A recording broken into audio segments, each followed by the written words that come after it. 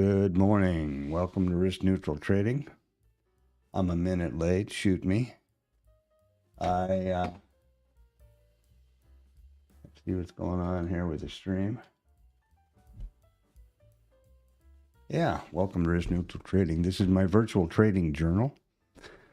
The concept here is that I capture everything on my primary trading monitors in the video, and then my voiceover provides insight as to what I was thinking at that moment. And so it provides a complete record or recording of my journal, much more precise than I could possibly do if I was going to do it myself. I only trade live. Bookmap. I have a commitment to never take any trades off of the stream. That's why I've added the Globex stream in the evenings now. You'll never see anything but live trades, real time, recorded, and streamed. That's my commitment. And think about it. It's why would I want to cheat or do something weird or hide the trades if this is my trading journal? Now, having said that, this is not intended for trade or financial advice, because I'm not licensed to provide that, but I do share openly and with complete transparency and accountability my trading every day. And this is not a my way or the highway. This is a progression of what I'm doing, and hopefully collaboration, we can expand on that. All right. I think that, there's a disclaimer in the description here, so please read that. Next up on the usual idea here is the numbers. We don't have any real reports out today. This is my normal old-fashioned, old-time news reporting service. This is called investing.com. They focus on traditional economic calendar events. For example, tomorrow we're going to have the S&Ps, Chicago PMI, the JOLTS report, things like later in the week, this week, we're going to have the FOM, or the non-farm payroll, traditional stuff. Now, you can filter these reports or this service for anywhere you want to be in the world, or any reports you're interested in, and you'll notice these ads everywhere. That's because it's free. And I keep it that way so that anybody can access the same resources that I use, or suggest new ones. That's great. The other new, and you can, there's earnings, and you can look this week, tomorrow, next week, whatever. The other news source that I use is Financial Juice, and I use it kind of for opposite reasons of investing.com. Over in the calendar side, if there's some random event that presents a high probability of risk to the auction, they will pull it in over here. Trump is going to have a speech out of no place for some reason, or going to have some signing event which we all know now, I hope, has a potential risk to the auction, because it's not any kind of a political statement. It's the truth. What's going on here now? Why aren't these working? Doom. There we go. It's not a political statement, but in today's world, our basic mission as a trader is to preserve our account. The fundamental way you preserve your account is with risk management. How can you manage a risk if you don't know it's coming, right? If it's a surprise, you can't. So I really appreciate when they, something is going to come up through the day, and they'll pull it over to this calendar. Doesn't always happen. They don't get them all, but it's good. The other side of this service is the right side over here is kind of a squawk box, and you do get a running total. Here you go. There you go. That was at 6:31 this morning. That's nowhere, right? And that's great. I'm happy that Iran has requested a meeting, and that's super. And that's what he should be doing. You know what I mean? That's the job. So I'm not saying anything about that, but, and this isn't any potential risk, obviously, but it could be. So I'm glad that those are in there. And again, this is free. All right. Let's get on to Electric Avenue. Pre-market. Well, what do we have? This is investing.rt, which is my basic charting package. Here is Friday, RTH session, close, open ETH, Sunday night. Boop, boop, boop, up we go. So what are we going to do? Well, we're going to have one hell of a gap up. That's for sure. That's for sure. Gaps are defined as the difference from the close, previous RTH close, to the current RTH open. So if we look over here at Bookmap, it's perhaps easier to see. Now, outside or inside day is when we open outside of the range. But the gap is determined by, if we can even find it down here anywhere. Yeah, we can. There we are. The gap is determined by the open, by the today's open to previous open. And we still have one down here from the 26th that we gap low again. So there we are. Now that's going to be the gap low, and we'll look up here at the gap high when we open. And at the moment, we are just out of range also. So it's an outside bar, an outside day so far, but that's, 2 points. So I wouldn't get too excited about that one yet. Anyway, back to Investor RT. It's important to know that, first of all, in Investor RT, all of these windows have in the header the instrument, the chart type, the periodicity, and the session. This is my micro composite, my micro tab. ES, micro NQ, micro composite high time frame chart for the micro ES, and then this is the market profile only for the ES. I don't change it back and forth to micros, but I do change it from full session to RTH session. The other tab here is exactly the same, but these are for the minis. Since we're trading the micros, let's look over here. So starting with a higher time frame. Here we are. Everything working right? Come to think about it, I better look. Yeah, okay. So here we are. This is the micro, again, with the header, micro E-mini, or the micro ES, one daily time frame, and it's the RTH session, so, or regular trading hour. So each one of these bars represents one full RTH session.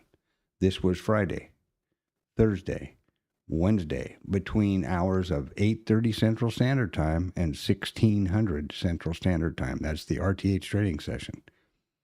So the way this works is wherever price overlaps, I pull a volume profile around them, and that generates a micro composite VPOC.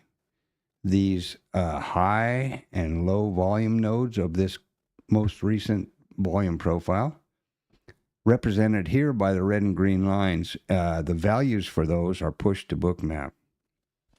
The session prices are also pushed to Bookmap.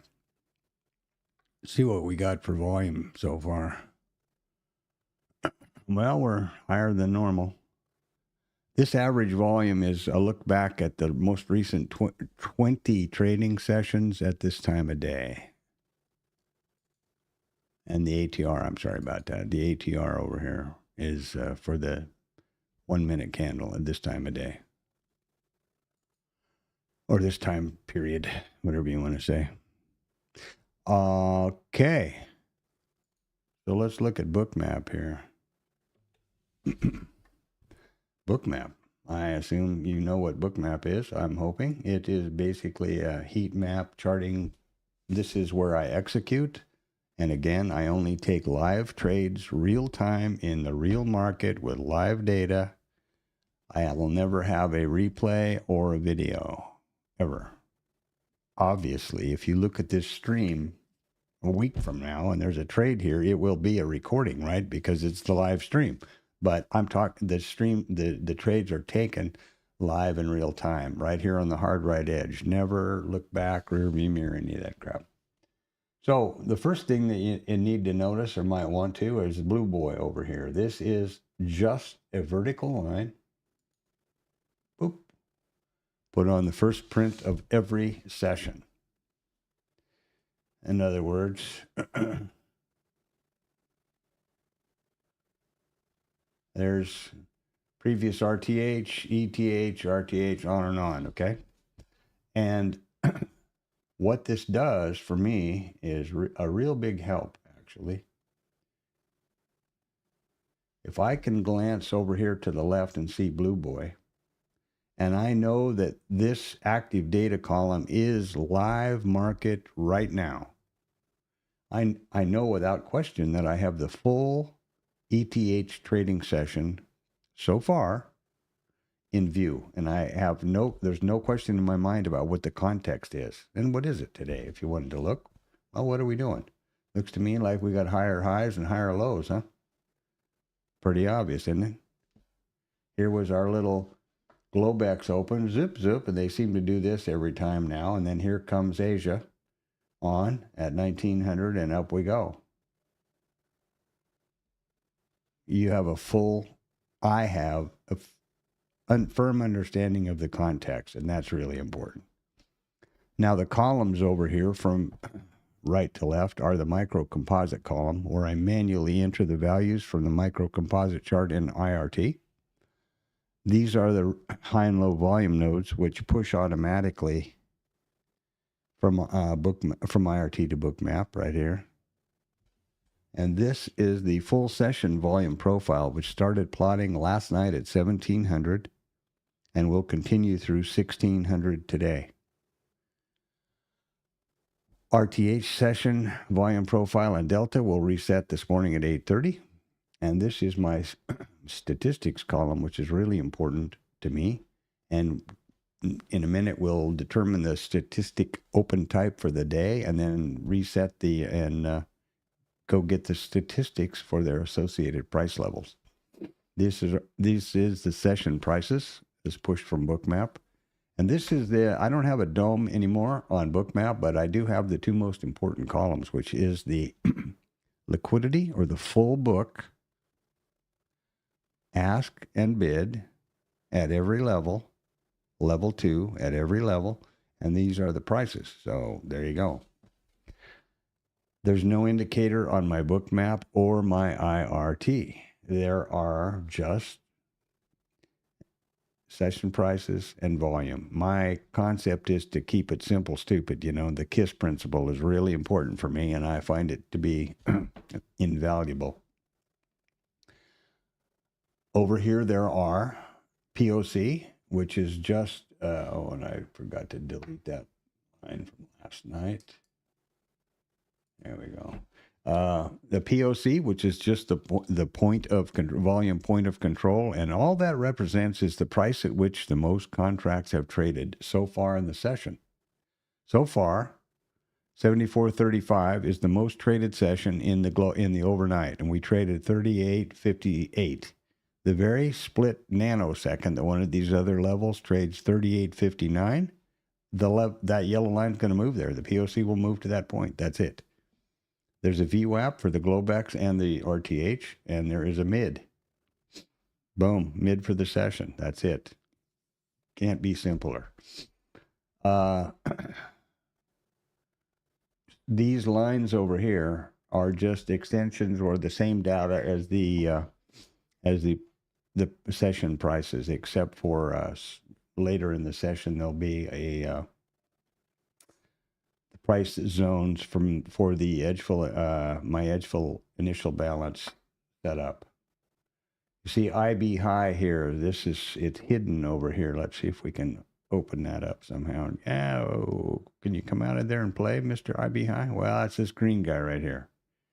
That is something that sometimes confuses folks. That is the initial balance high and low. I think it's confusing because of the naming, initial balance. Who decided that? It's nothing more complicated than the first 1 hour of the RTH trading session, the high and the low, period. That's all. But there is a substantial statistic associated with it that we'll talk about in a few minutes. And now let's look at the statistics. First thing, we're going to determine the statistical open type for the day, and there's only 4.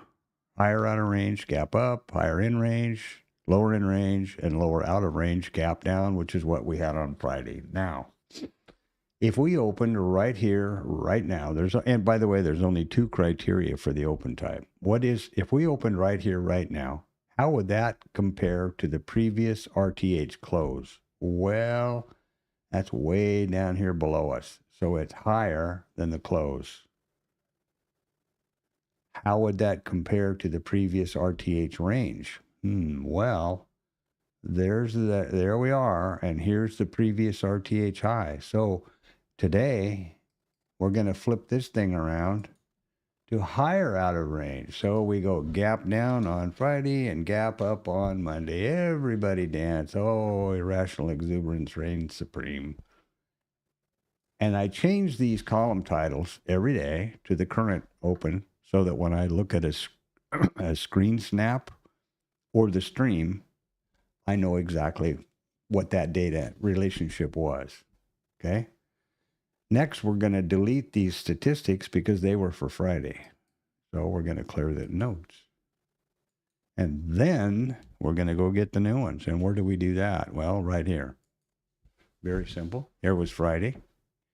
We've determined it's going to be over here, likely over here today. So the system looks back at the most recent 16 trading days. Of these days, we opened higher out of range, 448 of them. Of the days where we opened higher out of range, price revisited the overnight volume point of control 76.1 times. Overnight volume point of control right there. 76.1. You ready? Drum roll. Boom. That's as difficult as it gets right there. Now we're going to go just down the list. The next one is the overnight high, 74.6. Right here.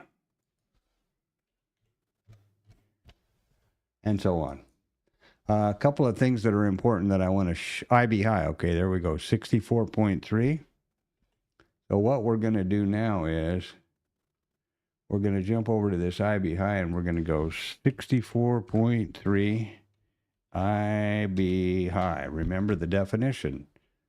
The high and low of the first 1 hour. So the second we open this RTH session, this high is going to run right up here above price, and the low will come up below it. Will not be here anymore, and I want to know what this value represents, so I put those initials. Previous high is 64.3.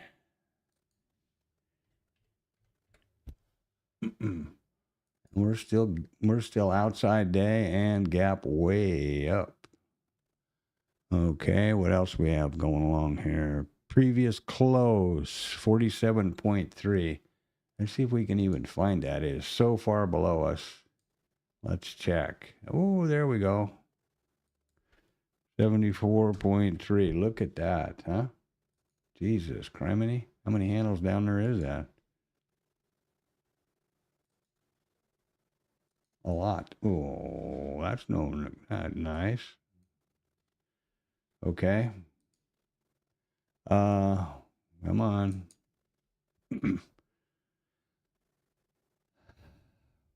Overnight lows, 35.0. That's so far down there, I don't think we'll ever even see it. Let's check.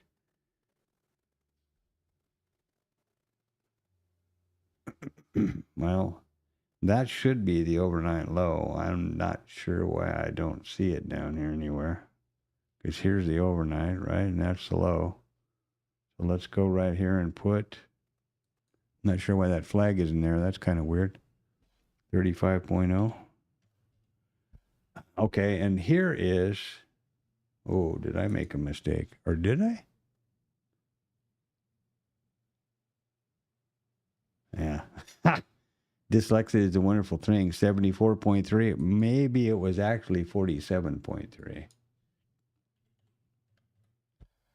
Now, let me point something else out to you. This is 47.3, and the overnight low is 35.0. Well, if we're going to get to 47.3, we're sure as hell going to get through 35 first. So that should highlight the fact that these are just statistics. These are probabilities. These are not hard, fast targets, lines in the sand guaranteed by the Bible or who the hell knows what, you know. They are probabilities, and you need to keep that in mind. Now, I have overstayed my welcome here for something else I need to do every day, which is, son of a gun,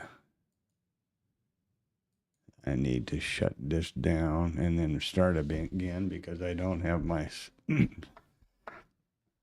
I need to do the TLab snap, and I needed to I have just needed to restart IRT because the session, the settlements hadn't pulled through. As soon as this reboots, we'll kick her back open here, and then I'll be able to do the TLab snap, which is a bookmap Discord chat room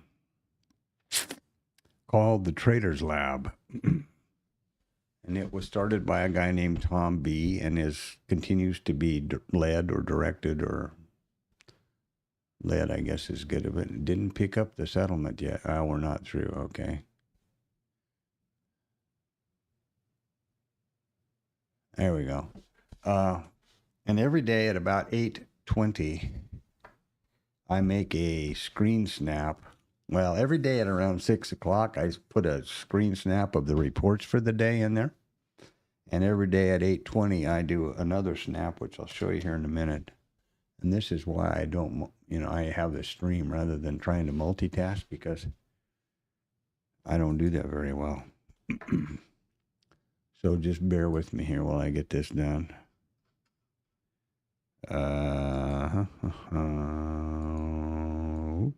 Boom. Okay, the screen snap is, there we go, is this. There we are. And I developed this a long time ago. And the purpose was to kind of give everybody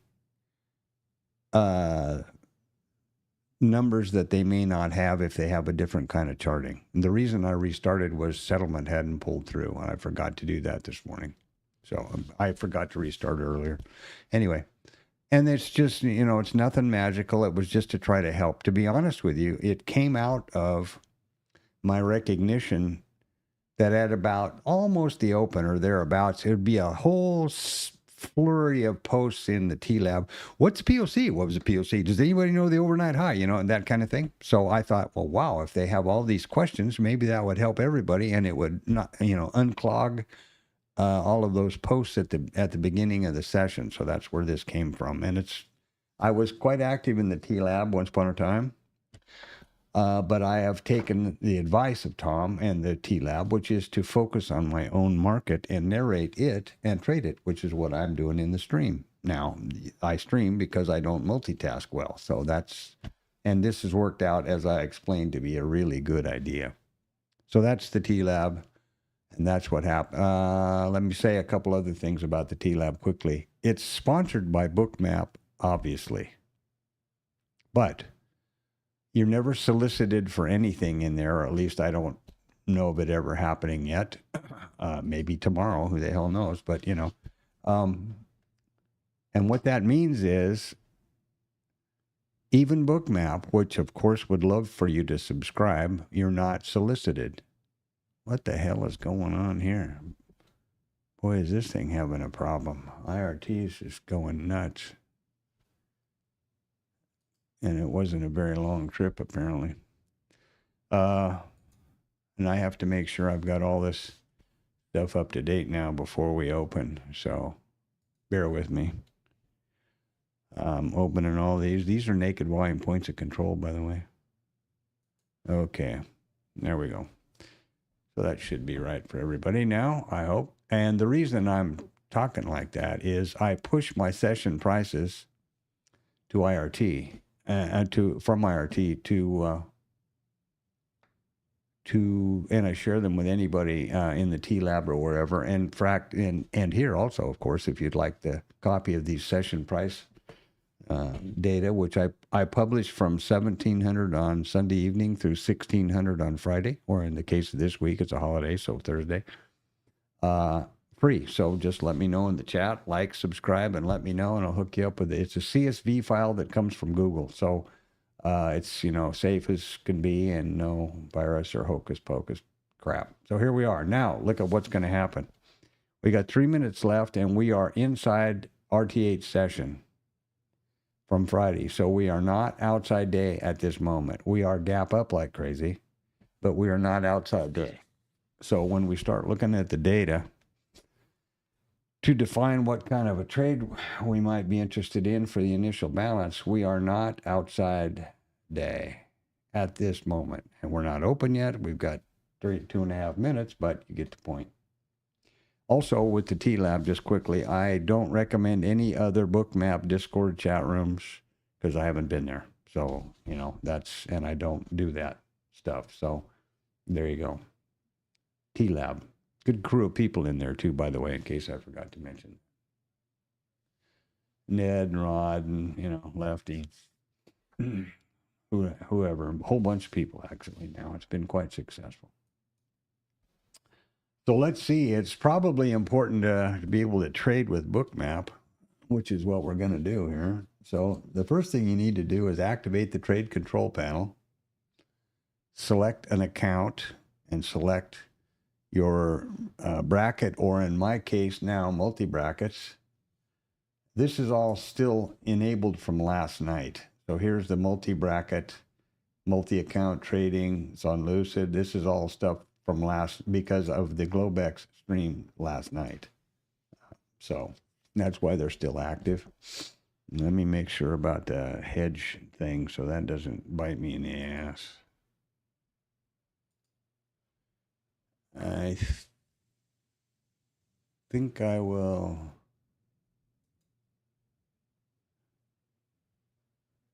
I don't guess that can hurt. Okay.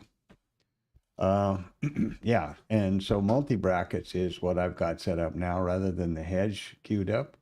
The hedge system, which is one of the reasons I'm using the Lucid stuff, so that I can minimize my risk, lock in a definite return on investment, and still be able to trade size and be paid.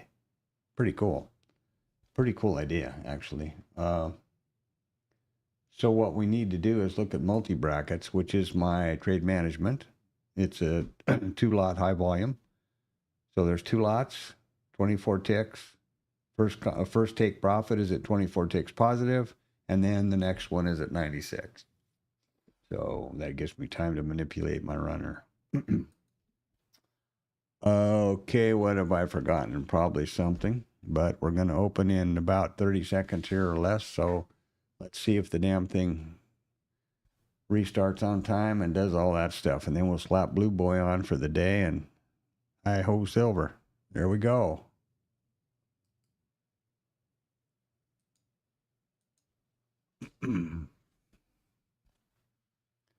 Well, it doesn't want to restart now. That's pretty normal, I guess.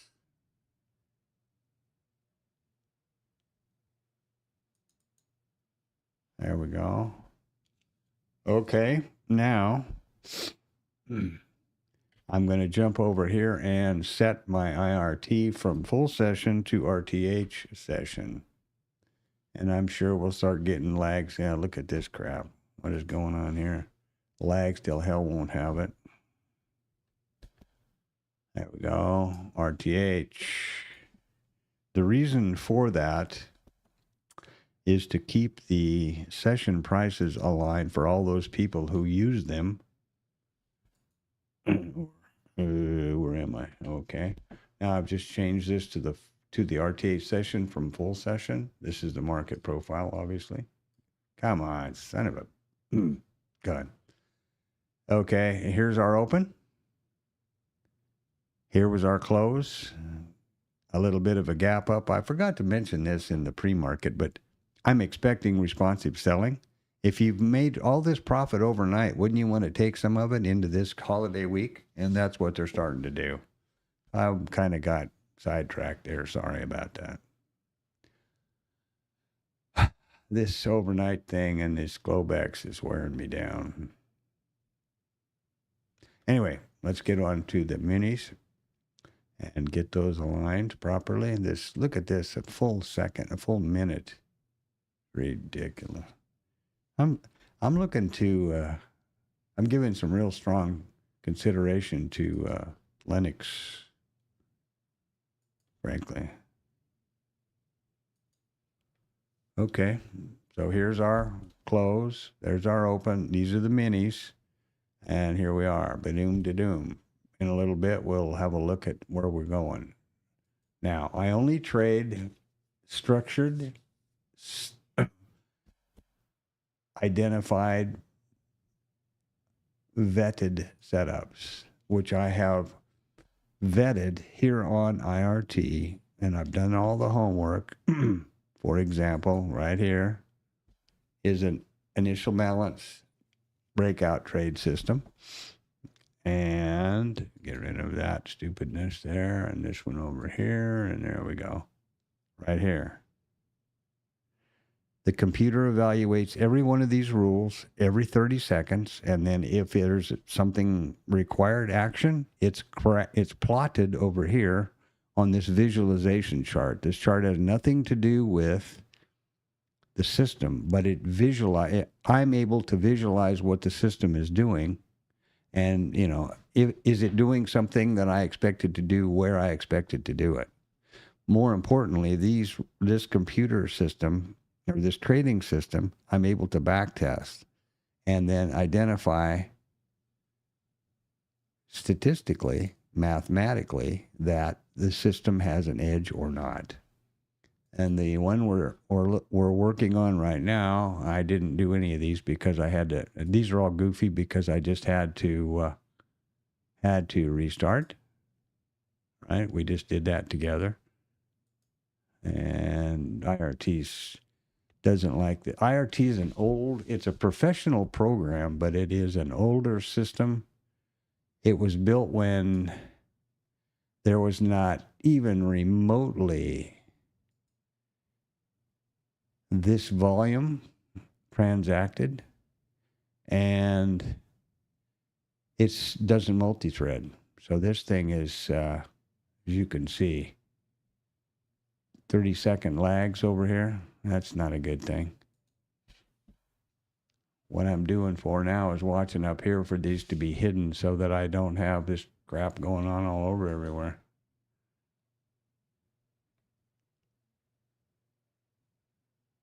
Okay, and we're going to be working on this IRT, this Edgefull, basically trading based on data. Look at this thing. What is this candle all about?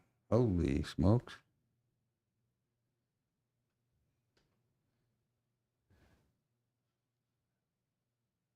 Okay, so let's see where we are and what we're doing here. What the hell is going on? It's crazy. Well, it'll need to get its knickers in a knot, out of the knot that they're tied in right now. So I'm going to just move on. Back over here. Well, that wasn't much of responsive selling, and here we go. Up to the moon, Alice. Irrational exuberance reigns supreme. Well, look at this bar. Holy crap. Look at Bookmap. Look at that. Ridiculous. Okay, so supposedly there's been an agreement to stop shooting at each other and continue the talks. Wow, what an idea. Apparently that's what matters nowadays is diplomacy, and professionalism has just fallen to an all-time low. Let's get out to about 5 minutes. There we go. Let's put our blue boy on for the day.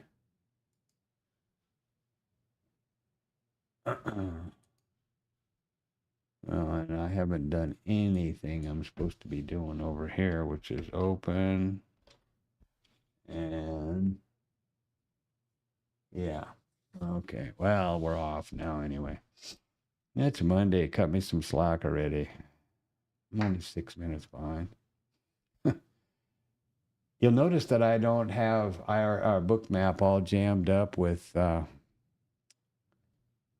stuff, colors and crap. Excuse me, but that's what I think it is. This is liquidity. That's important. This is liquidity. That's important to me. POC, remember in the pre-market, I said there's two POCs. There's a bright yellow, this one, which is the current RTH session. And then there's a more muted yellow, which is the overnight. There's a Globex or RTH VWAP and a Globex VWAP. I'm sorry. And there's a mid. Boop. Here we are with the initial balance high. You remember that? It's the high and the low of the first 1 hour. There's the low down there, and there's a high up here. And that's, guess what? They're at the high and the low of the first 1 hour so far, and they continued to move. That simple. I'm an old cowboy from Montana, and that's not a joke. That's the truth. So for me, it needs to be straightforward and simple, you know?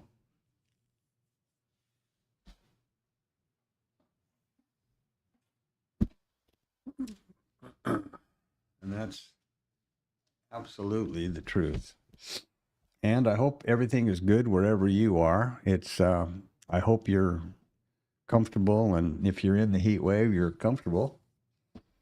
And this is, again, a short week, but going to be an intense week because there's all this geopolitical drama going on. That's, of course, always a high risk.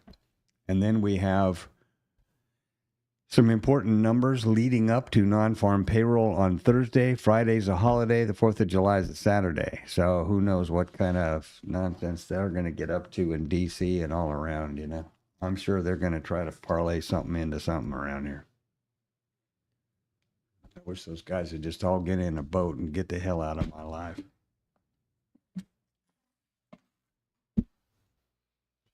There used to be an old joke that, what do you call 500 lawyers on the bottom of the ocean? A good start. I think that's kind of the way it would be with politicians these days and news people. Jesus, I'm so sick of that. Having to consciously hunt and seek and find news that's not just a lie and spin. Isn't that bizarre if you stop and think about it? What's the definition of the word news? Facts, right? It's so amazing. What has happened here? I don't know. But anyway, so here we are. Here is the muted yellow for the full session right there. See how it's kind of dark? And here's the RTH session, which is brighter. Here's the POC. Those are POCs. And remember, POC is nothing more complicated than the price at which the most contracts have traded so far in the session.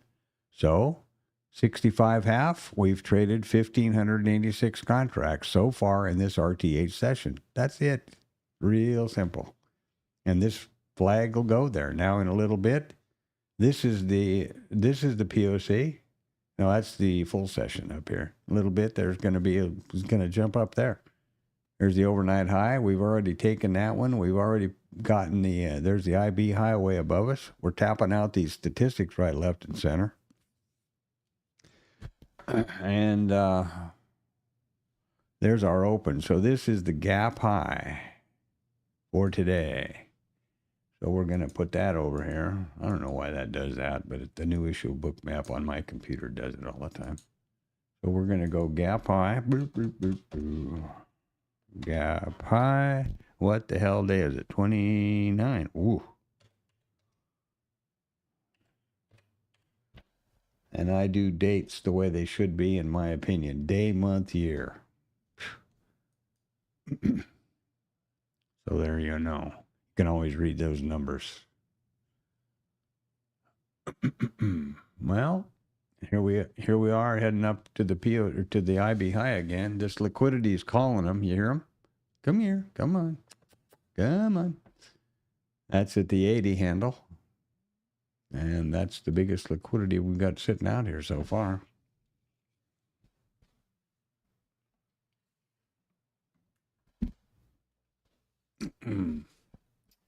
Are we wide enough? Well, we're 5 minutes. That's good enough. Okay, let's get going with the rest of my approach to trading, which is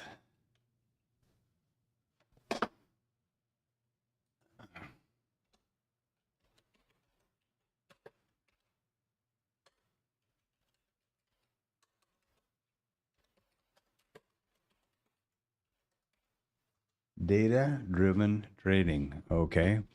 I talked a little bit in the pre-market about how I vet the trades, and I also described the fact that any trades taken on Bookmap are live, real-time in the market, there forever in the recording.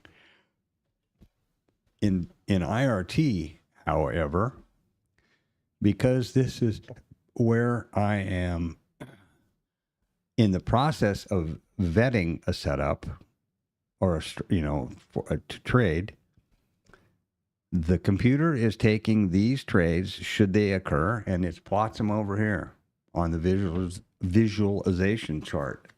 However, any of this back or forward testing is done within the IRT simulated environment here. Obviously, if I'm just trying to figure out a setup, I'm not going to use real money and trade it. How stupid is that?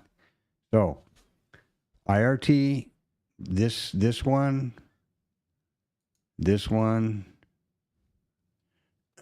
are simulated environment right there.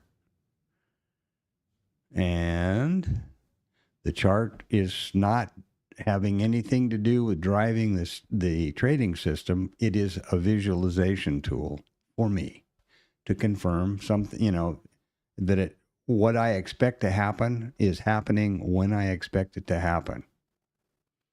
So let's get to the current state of affairs. Now let me explain a little bit about this. Here is our current developing initial balance. Huh? This is these gray lines are percentages of that range.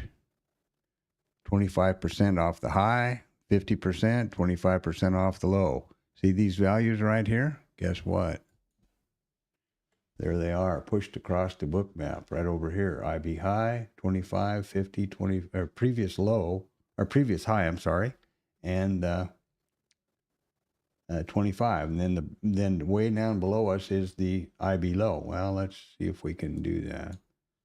Yeah, here's the IB low. All right, now you got to be something that you need to be real careful of if you are not used to Bookmap. This active data column is a minefield, super dangerous. If I accidentally click over here, I have an order or a trade on whether I meant to or not. So you need to be real careful about what you're doing, which is fine. But that's just, FYI. So IB high, IB low, the percentages. Now, what we're going to start looking at is the data around these things. And remember, the IB high will continue to go up with price because what is it? What's the definition? This is the IB high, the high and the low of the first 1 hour of the RTH trading session. So for the first 1 hour, and we've only been 15 minutes, this is going to keep going up. This is going to keep going down, period. Easy. Easy peasy. So here's our data. There are zones, IB high, IB low. How low can you go?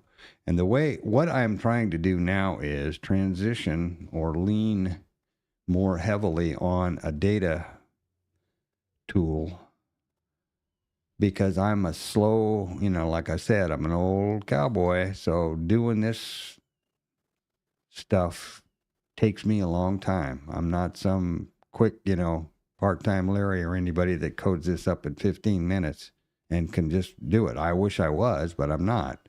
So I need to keep reminding myself that rather than jump down these rabbit holes, My goal is a consistently profitable trading business. And how do I get to that most expeditiously?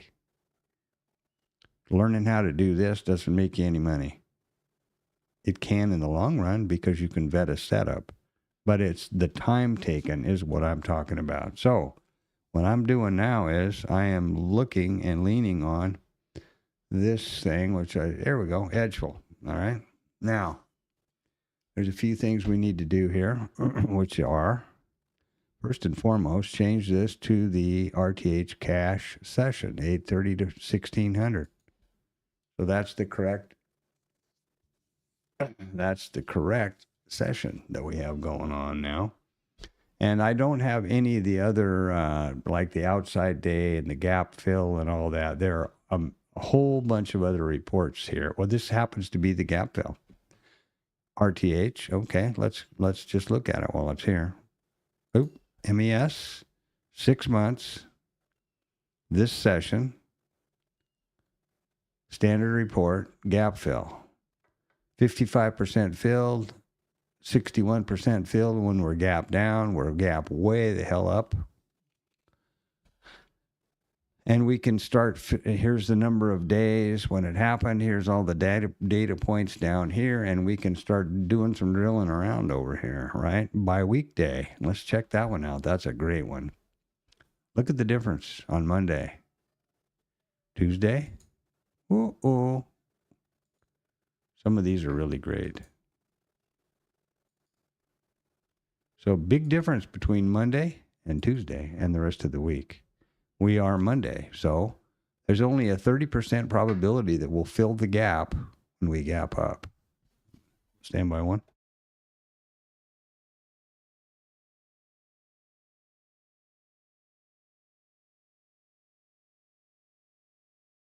I'll tell you, I don't know what my wife does to me, but that sneeze powder's she got to ease up.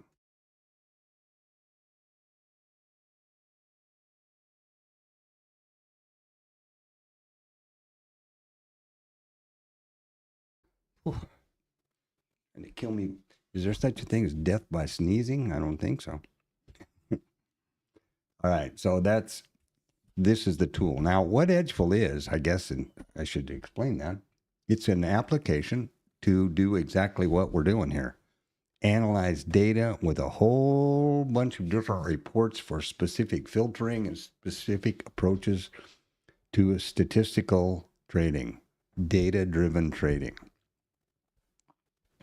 Now, I'm not particularly worried about the gap up at this point because I don't think we're going to probably fill it today. So let's look at the initial balance trades. Start with the basic. This is just some templates I've cooked up. MES 6 months, RTH session only. This is the initial balance, first 1 hour of the RTH trading session. There you go. Now we've got all of those things clarified. 72% probability we're going to have a single breakout of the IB, high or low. 24% we're going to double break, and only 3% will break one side. Looking back over 6 months in the MES, and that's not a lot of data points. Well, it's not too bad.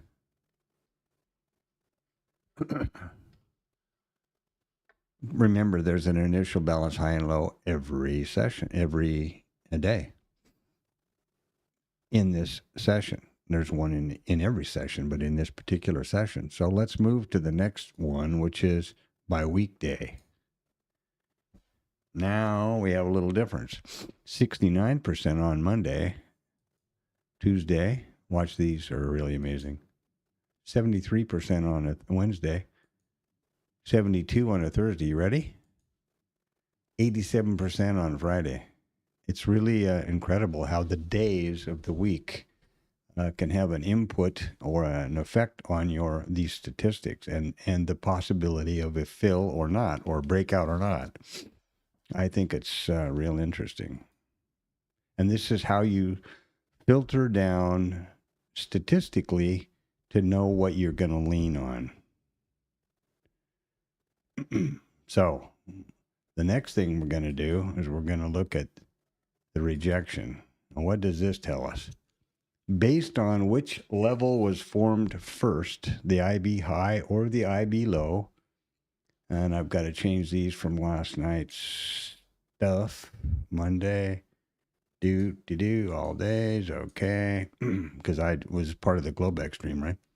So these are the probability of a first break on the IB high, first break on the IB low, based on IB high formed first. IB low formed first. Well, the simplest way to do that, you can do two different things, of course. You can go over here to the blue boy, first print, right? What happened? Well, there's the IB low. And now the high got pushed up, and the high got pushed up some more, and the high got pushed up some more. So guess what got formed first? The IB low. Here's the IB high. Can switch at any point. If they come down and put in a new IB low, then it turns around and goes the other way. But at this moment, the IB low formed first. So we jump over here, and we know that there's a 68% probability that we're going to have a first break of the IB high under these conditions so far. Now let me take it one other step here, which is if you subscribe, and I have, to Edgefull, obviously, you automatically get access to, and I'm embarrassed to say I had never really used this tool, TradingView. You get access to all of these custom indicators that Edgefull has built. And I had never come around here, so I didn't know much about it. But here we are. Sessions, the IB, the dashboard about the IB. So far, we're a 43.75 handle range on the IB. That's pretty substantial, eh? And this green line here is called the continuation candle. Now, there's a few different indicators you can use, but that's what I do. And what these are is this green line, just real simple. The opening price, opening candle, and the closing so far. It's the bias is up, right? If it comes down here, it's going to go red, and that'll be that. This will continue to track. I have this opening candle, continuation candle set for 1 hour, the exact same time period as the initial balance. Simple. Keep it simple, stupid. That's my plan, right? So at the closing price of the initial balance, which is at 9:30, Central Standard Time. By the way, all the times on my charts or that I refer to are Central Standard Time. If I forgot that in the pre-market, I'm sorry. And another thing to do with transparency and accountability while I'm on the subject, I stream the entire monitor, not just the application. So you can always see any programs I've got open, instances of them. You can also see the computer clock to the second and the date, and then tie that back to both the timeline and bookmap and on IRT or over here on whatever this thing is, TradingView. There you go.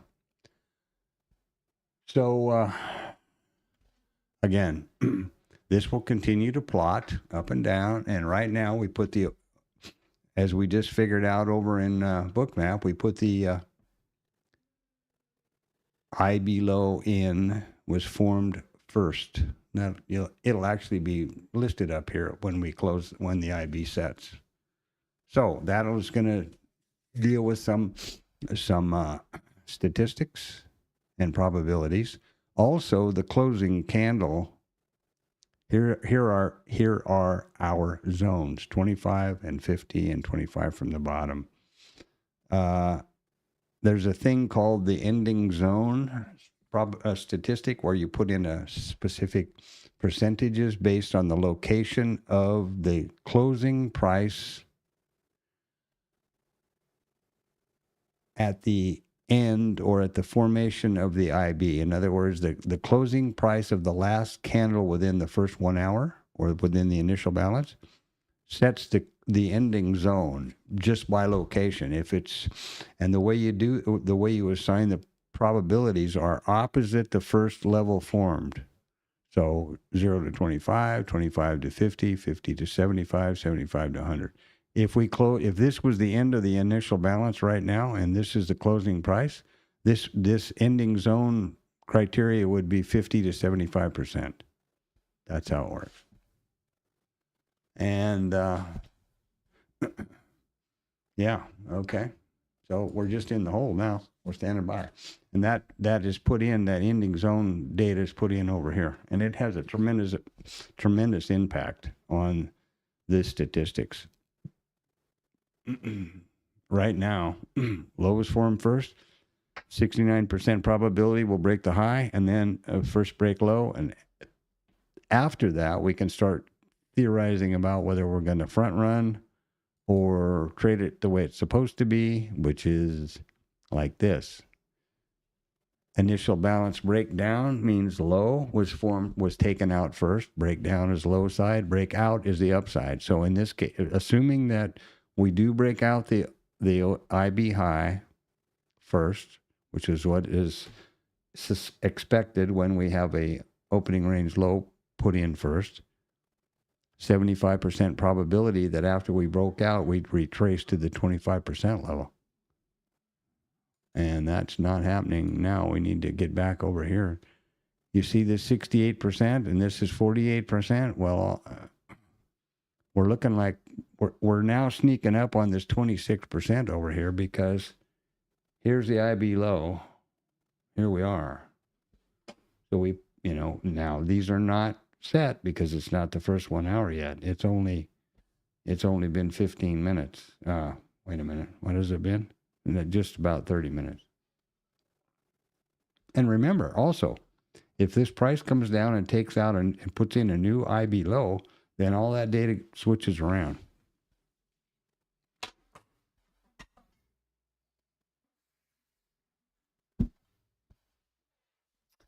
And I hope I've got everything under control here. I don't know. What is this crap? Okay. Go over here. Then we'll go over here. What is all going on here?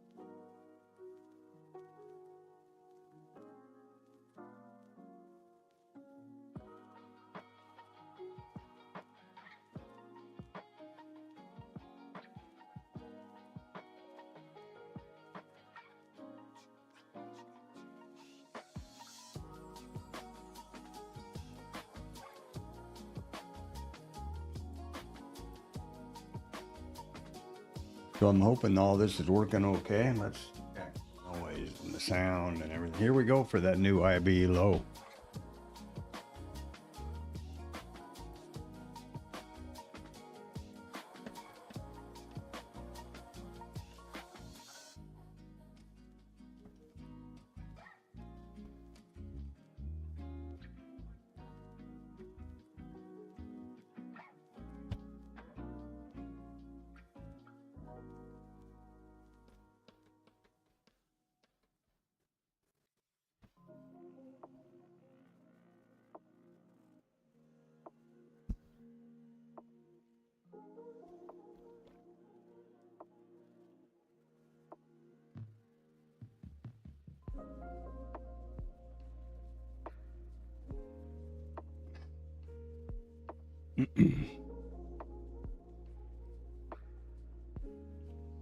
Quite a big reach to get the gap filled down here.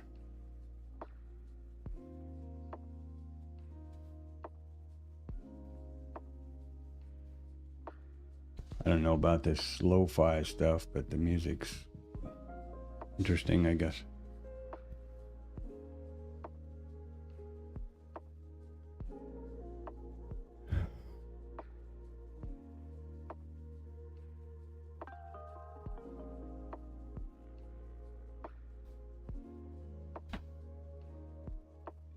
I don't have, my office is quiet. I don't have any speakers. So when in my trading desk here, if I want to hear any of that stuff, I need to put on a headset. So if you're, you know, the music's too loud or doesn't bothering or whatever, let me know. I'll switch it. Drop something in the chat.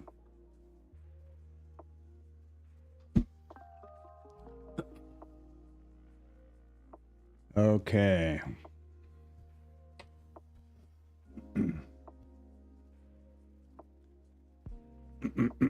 Excuse me.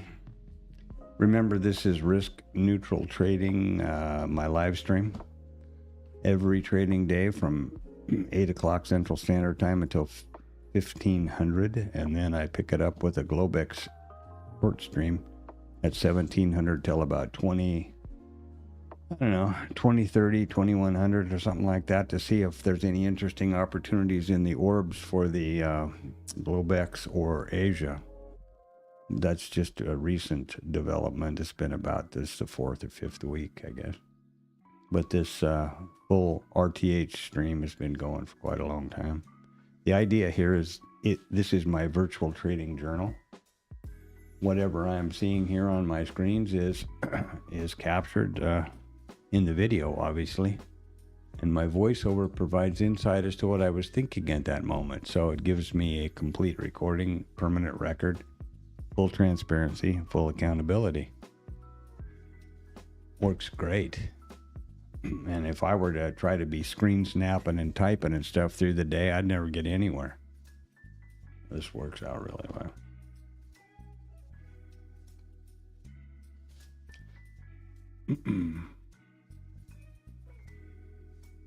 What did we do? Well, let's see. We opened gap up and out of range, outside day. We closed that. Here's the previous RTH high. So we opened way up. You know, we've traded, well, here's the open. We actually opened inside day, quickly pushed up above it, inside day by a couple of, points. And the close is way below us down here at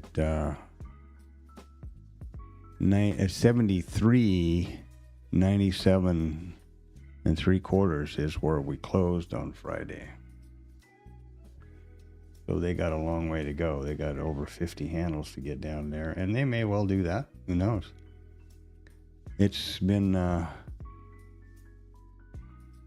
here is our micro composite. So last week, Friday, Monday, why? Who knows? Wick test. Look at there, exactly to the wick. Let's see what happens.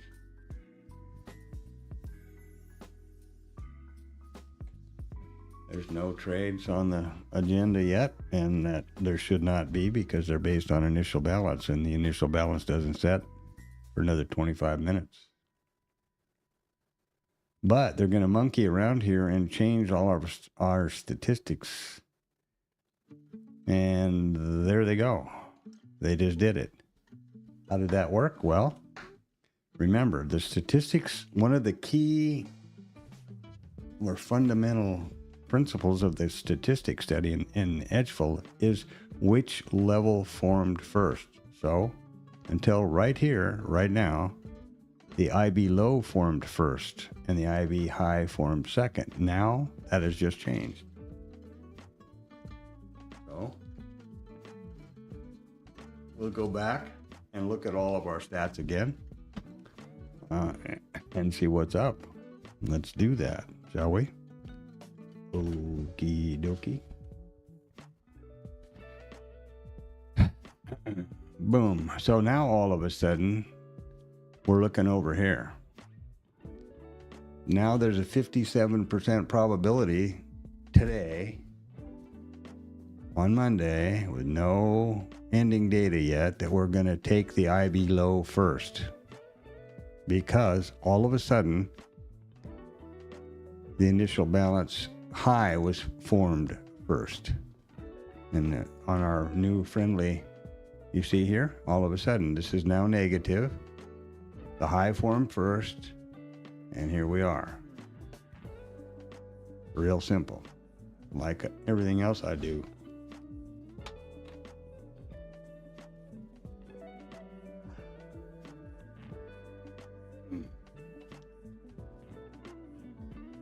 I'm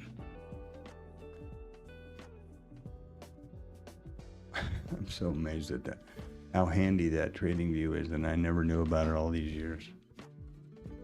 And it's bizarre, you know, because whenever you see, I guess had an aversion to it, because whenever you see these YouTube wizards that are always busy, oh, this, you know, I never worked after 10 minutes when I figured this out, and I've got 7 Ferraris and all that other crap.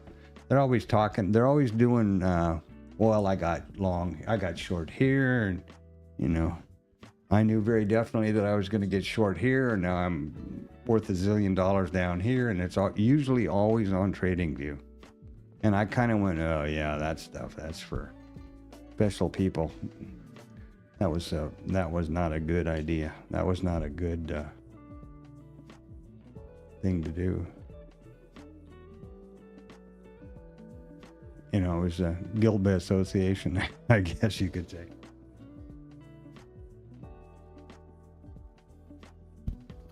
And wrongfully so.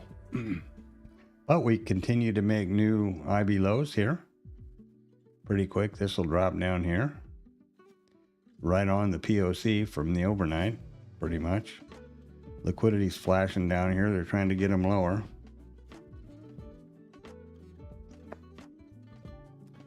So this is Bookmap. Once again, these are my micro composite volume, high and low volume nodes, full session volume profile, RTH session volume profile, and delta. Oh yeah, I got to remember to do this. This stupid thing doesn't ever want to reset very well. So let's make sure they're correct. There we go. A little more volume right here. And the statistics and the associated probabilities for these various levels to be revisited.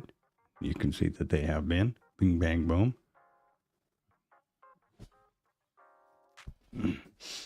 Yeah, here we are. This is the full level 2 book. These are all the ask prices, and these are all the bids and the resting liquidity, and these are the price levels. Now, these lines and levels over here are my percentages for the Edgefull trading, initial balance trading, which I'm working on. So there you go. I think that ought to be up to speed now. I hope. Still got a freaking lag on IRT. That is so irritating. My problem with IRT is I've used it for so long. It's like an old pair of shoes, that fit good. But, damn, it's so frustrating. Wow, look at this. Look at what we're doing here. We have now retraced into value.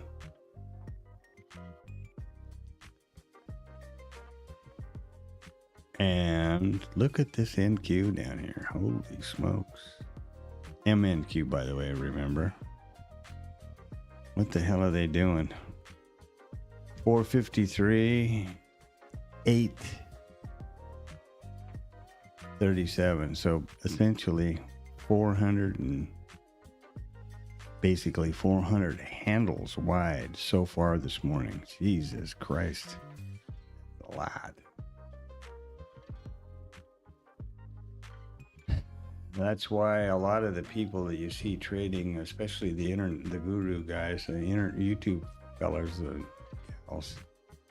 trade the NQ because there's a lot of movement. And if they're going back and cherry picking, it's real easy to get them. Well, you knew, for example, I knew very definitely that this was, you know, we came back, we tagged the POC, we came back up here to the IB and this liquidity. We didn't get through it. We did that double top. We couldn't get any higher, so I knew to go short down here. I mean, yeah, I can do the same thing that they do. But that's not a vetted trade for me. Even though I stand here and see them, I'm not going to pretend that I did that or that I knew that that was the case. Any more than I'm going to say, well, here we've traded down to the IB, you know, now we're going to tap it again and I know to get long. Well, I don't. There's such a difference between the hard right edge and the rearview mirror. You know?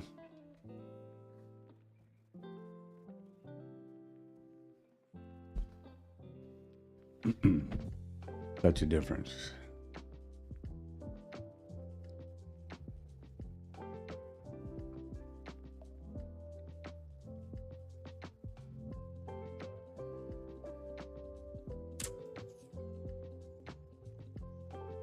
Now this gap low right here is in fact a gap low. And that is this one right here from this gap.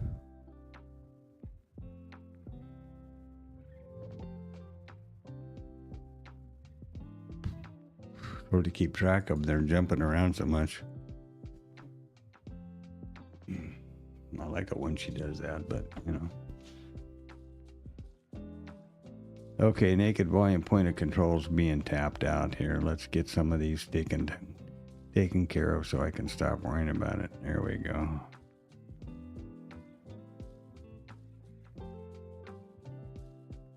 And again from the 25th.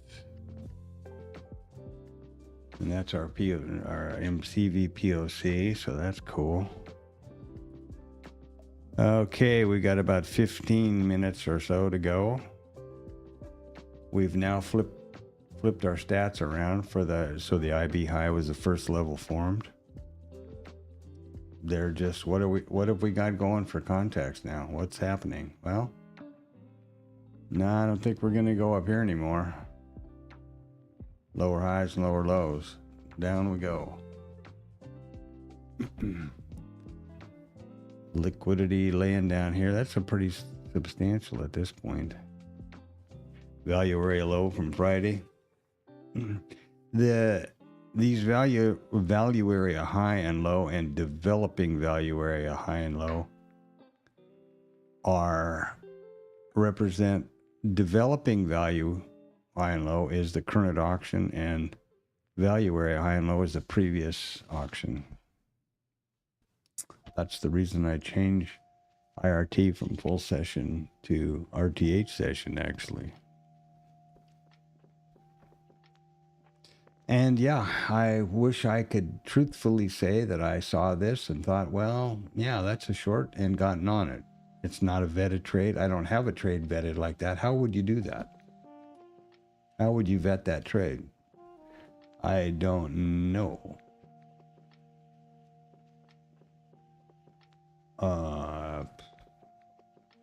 Some of the guys over in Static have a thing they call the bar trade, which is a breakout and retest. That's what it stands for around a consolidation. You know, consolidation, breakout, retest, little retest up, back down. Well, you know, remember that at this point right here, what's the market been doing? Going progressively up. So that wasn't necessarily an intuitive short. And now what's this all about? They took it all the way down here and to the 12s and then started buying it for some reason. Why?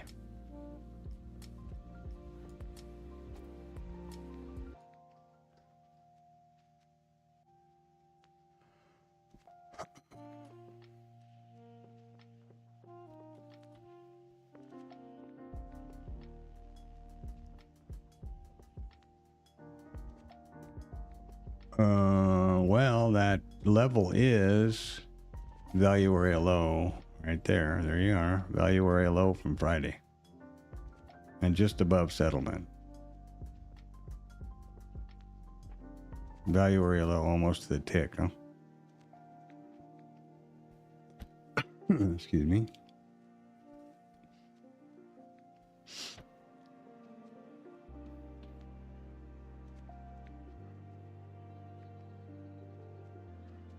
This is a point of time when you can start making a case to pre-run, front run, a level.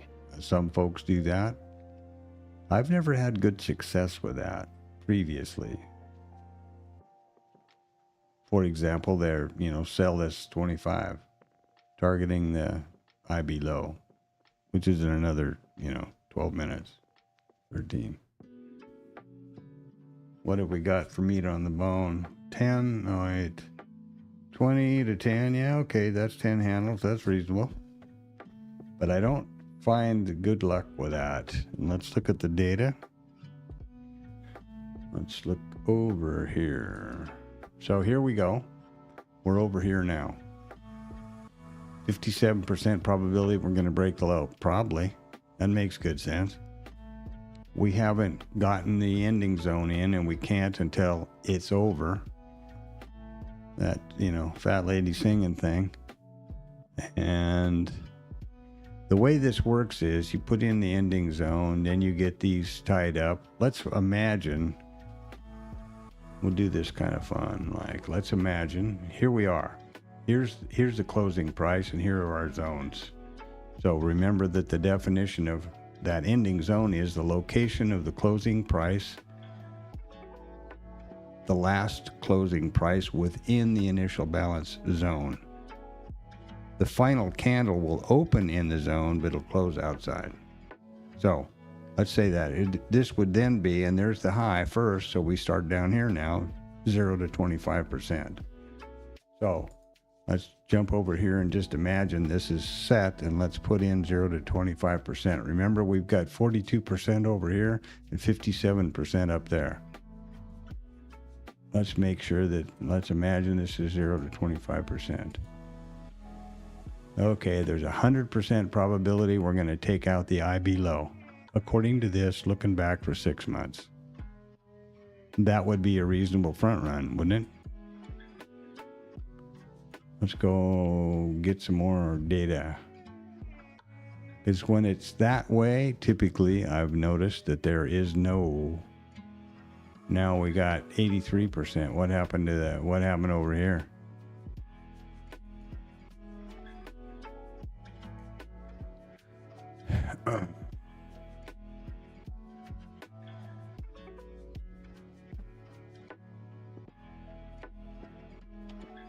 Okay, so looking back 2 years with that setup, we got 81%. So that's still reasonable. And what would happen if we don't front run it? All things being equal, we have a 54% probability we're going to pull back to the 25% zone. And then a 25% probability we're going to get to the 50. What does that mean? That means that if we break out down here, there's a 55% probability we're going to pull back to this 25%. And there's a 25% probability we'll make it back to the 50. And then we can look at the next thing to see whether we're going to, what happens if we exceed them or not. This is where a lot of people get excited about front running. You got 10 minutes up here and you're about up here to the 25 and you've got 25%. And we have a, whatever it was, I forgot. An 80% probability we're going to break the IB low. Well, yeah, that could be a reasonable front run.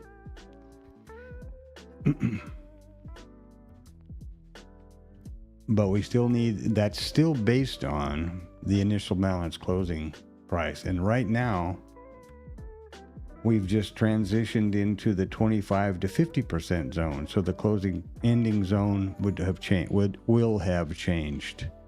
So let's get rid of the ending zone over here and make it back to the way it's supposed to be. Oh, sorry, I didn't do that on screen. I'm sorry.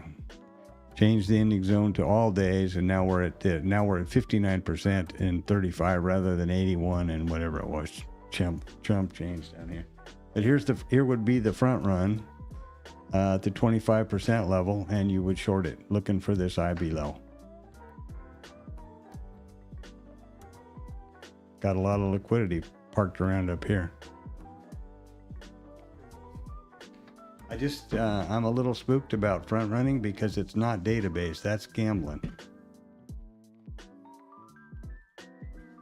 Leaning on a statistic, but still, you know. Monkey Boy. I haven't talked about Monkey Boy yet, but I will. That's your monkey mind. Everybody has a euphemism for psychology. Tom over in the TLab calls it Hyde, you know, Jekyll and Hyde, and I call it Monkey Boy. Monkey mind. What that is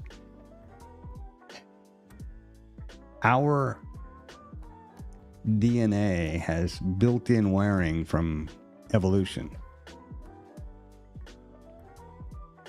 Risk avoidance, wanting to be right, you know, all those things, FOMO, all that stuff. And those are not ever going to go away, in my opinion. So the way I approach it, you need to do is be really, really aware continually of your current state. Am I feeling dopamine here? Is this a bunch of adrenaline? Am I feeling something stupid? And here's that we're front running is going to probably work out, and I'm going to go crap, right? But that's Monkey Boy talking.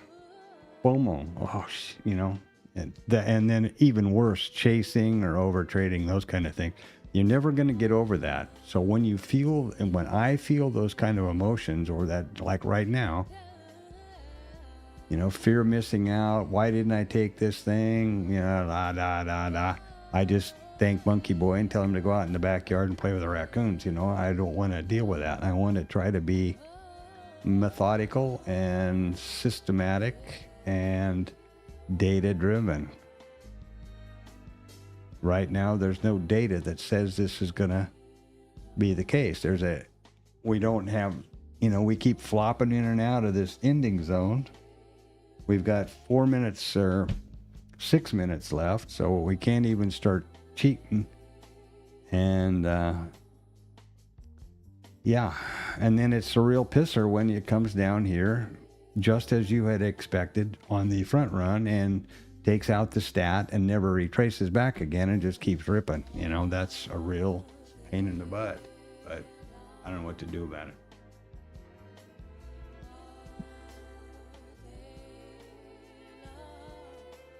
I'm really trying to hold the line of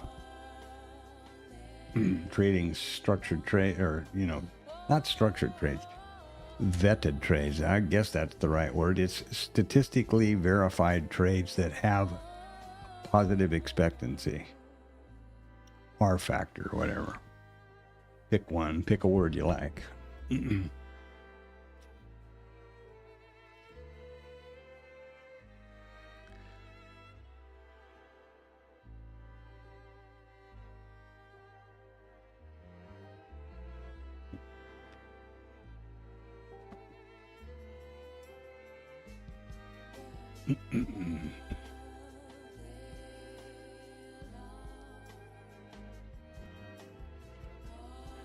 Get the right damn window going. Boy, I'm terrible with that lately. The older I get, the dumber I am. I guess the worse I become at that stuff. Easily fixated. I guess.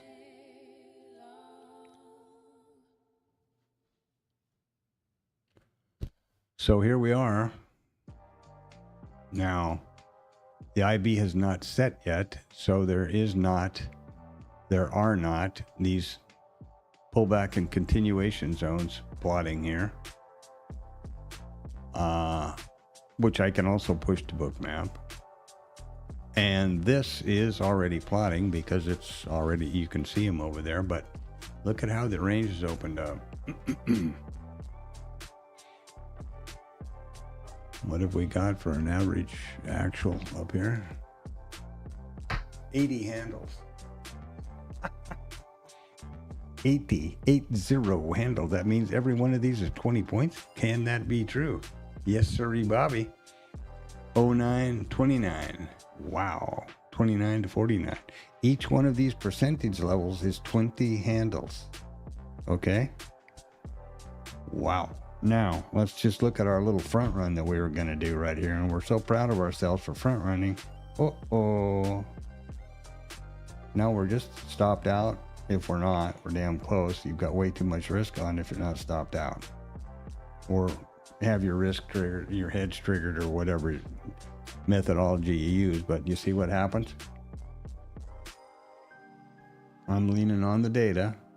I don't have a statistic, so thank you. Thank you very much. I'd like to thank little people.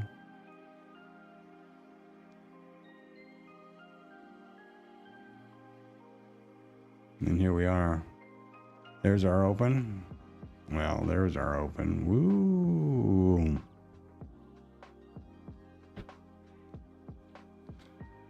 And I'm not saying let me point something else out that's really important here. This stream is absolutely not my way or the highway.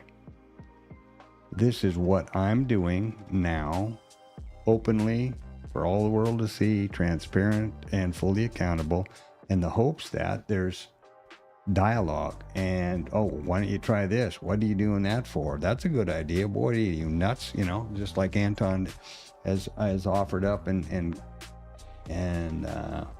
described in detail his hedge philosophy, which I've been trying to use and trying to develop, but as recently as Friday, I don't have the unwind down right, and it ended up being a much higher risk than multi-brackets.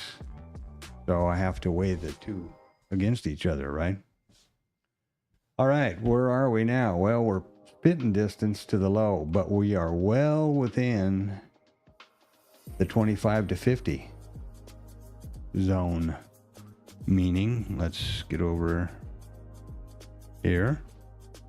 You see, we're way up here. So when this next candle flips over, this will be, wait a minute. No. This is our closing zone right here. No, this will be it. Yeah, we've still got this candle going. We're now in the 50 to 75% zone. So we need to see where this candle sets up, because that's a huge impact. However, now, I just got through saying all that. There's a couple of people at Edgefull, for example, that got short right there.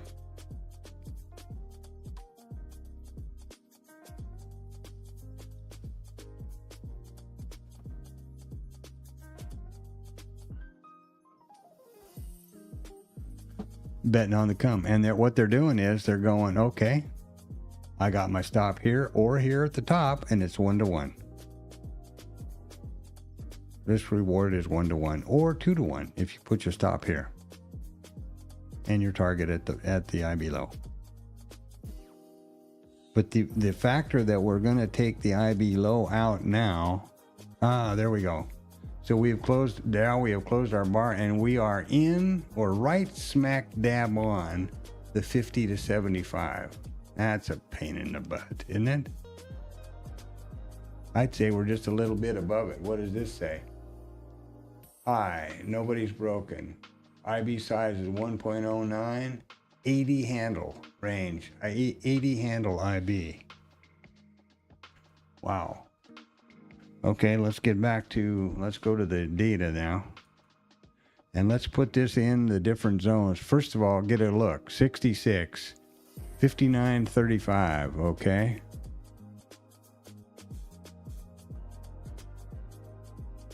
$59.35. Let's do the customization. Let's do this.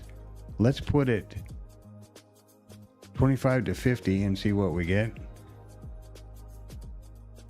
50-50. Surprise, surprise, not at all. And then let's do what I believe it actually is, which is right there. It actually is going to tip it the other way. Yep.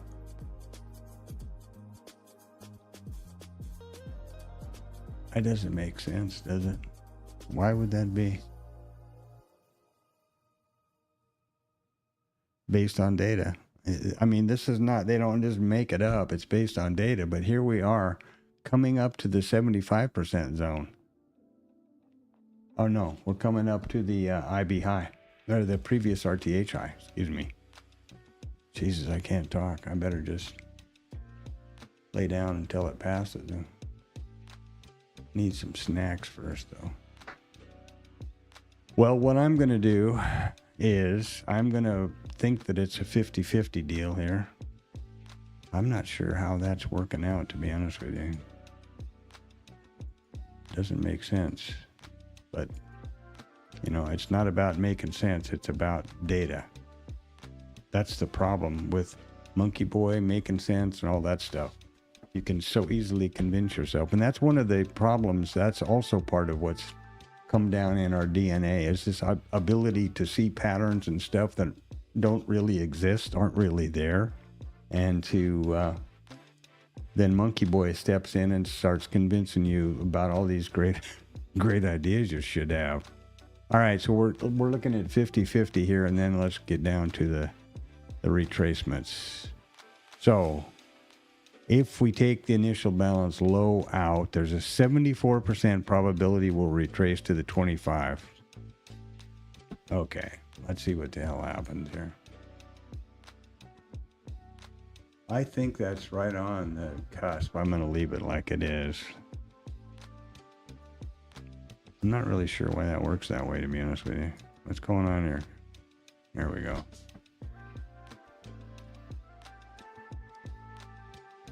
So, is this the sell the rip from hell? Are we going to turn this thing around and head north?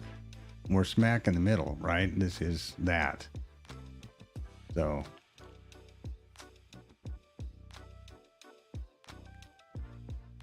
and I'm sure that there's lots of folks who probably shorted this and are long down here, mean reversion, you know, outside in. One of the things that I was going to try to focus on in this sessions now, and I talked about this last night, because it's based on data, because I don't have that, but asymmetric trade locations at outside in points like here. Now, the typical problem with an outside in or the mean reversion is it needs to kind of be after the IB sets, in my opinion. But what an asymmetrical trade is, just that. You put on a short right here at the IB high at this level, and you can put 2 ticks or 3 ticks or a point, say 4 points above, a point above your entry. If it gets hit, you're wrong. It's an asymmetrical relationship between risk to reward and vice versa.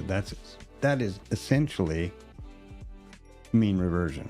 How the whole theory behind mean reversion. Typically, a mean reversion trade or an IB failure trade, which is outside, comes up and doesn't get anywhere, mean reverts, is in a balanced environment. This is anything but a balanced session. This is about as toothy and trendy as you could possibly get. So, a lot of contradicting ideas here. Mean reversion.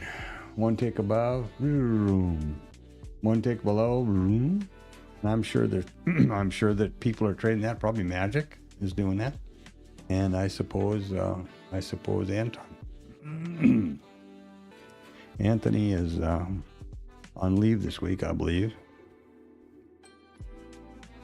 I'm going to go rustle up a glass of green tea. I'll be right back. So the IB is active now. And in case you don't know what that is, quickly, the initial balance is, again, it's the high and the low of the first 1 hour. And there's an old market profile statistic known by pretty much every trader on the planet based on those two levels. And it is the most probable statistic to achieve in every day. Right here. As soon as it opens, there you go. Now this says, hold on a minute here. Hold on, hold her, Newt. Wow, I just see that I've made a mistake here. I had determined higher out of range as an open type, and IRT has corrected me that we opened in range.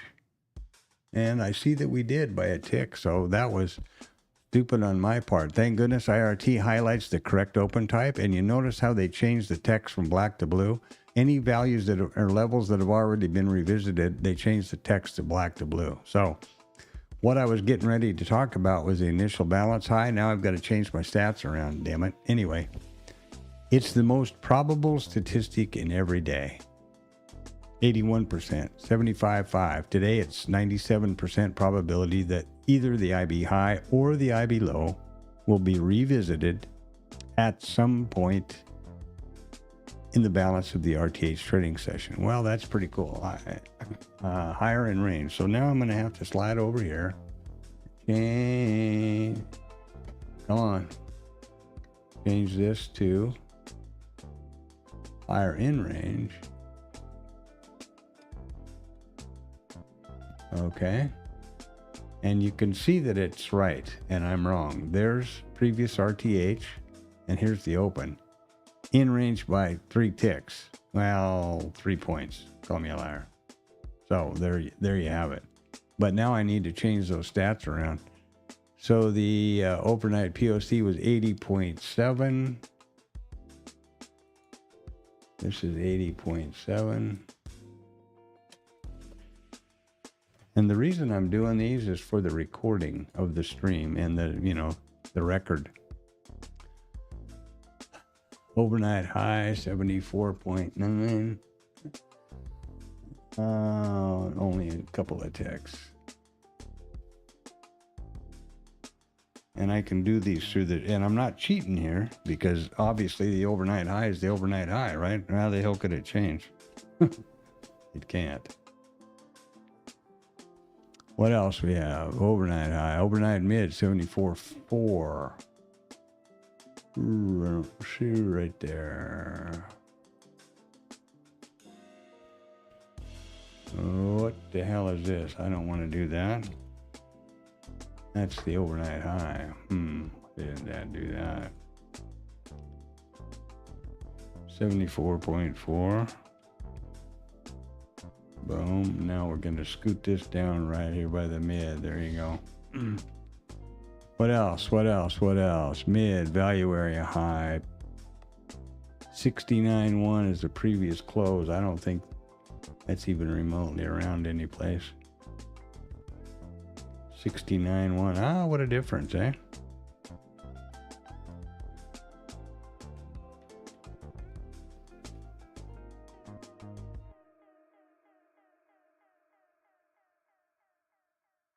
Wow. Tell you, those sneezes are killing me. Like a cow on green grass here pretty quick.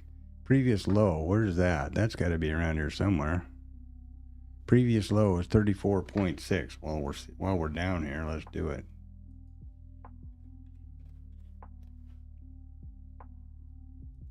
And all I'm doing, right, is just like normal. I'm just going down the list and putting the stats over there. That's all there is to it. IB low is, I'm not going to mess with that one. That's got to be good enough. Okay. So, there we go.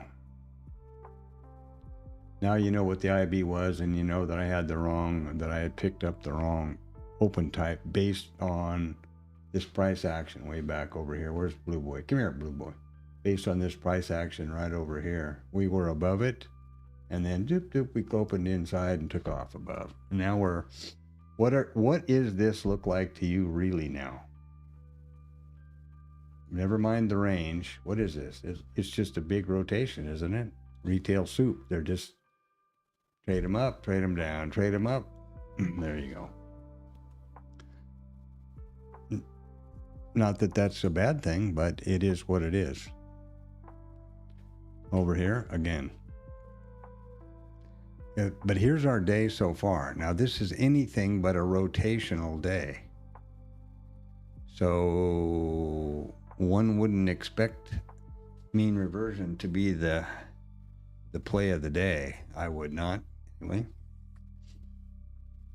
And we're pretty much done with the data now. We have not broken out anywhere.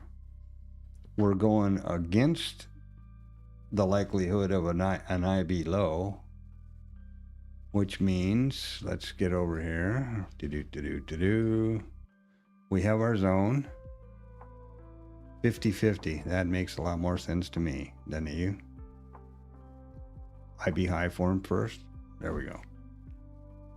Then we'll look at the statistics, and once it's broken out, would not try to front run it, and this is why I suggested right over here that was probably not a good idea.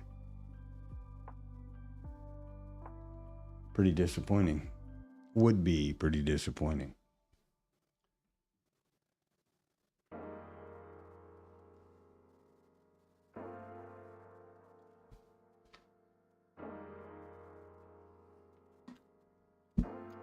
So this is a real, this is a pretty atypical week that you should be, I think, on heightened alert for random risk, geopolitical by all means.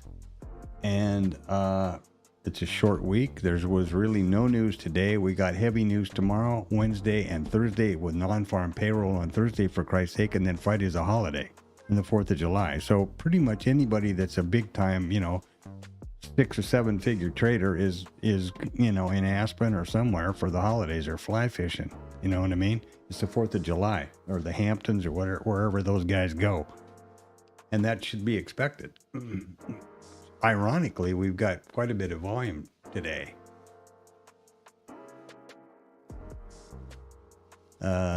So they're trying to get some business done, and good for us. But it is, I would say, be on high alert. I am, as much as I need to trade and as much as I need to make money. What I don't need to do is be a monkey boy and lose money. If I lose money because I put on a structured trade, there's no way you can predict what's going to happen.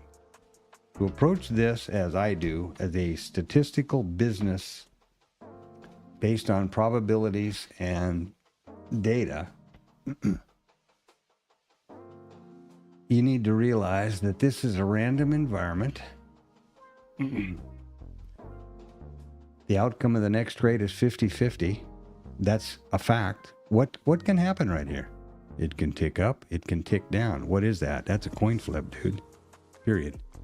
So that's what we have. The most successful traders in the world, Jim Simmons and Dalio and Tudor Jones and those guys, Thorpe, whatever his name is, another few guys, Tom the trader, Tom in Traders Lab, whatever.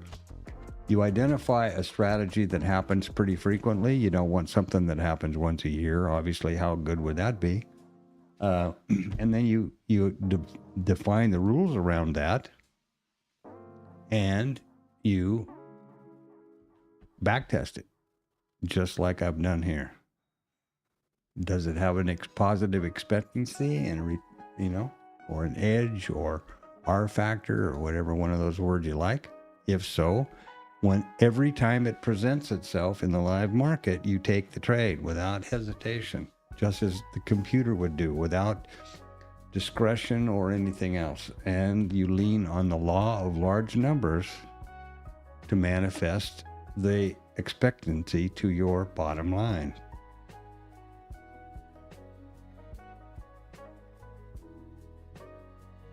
Now, if that sounds familiar, it is also the business model of the gambling industry from the point of view of a casino. Casinos don't gamble at all.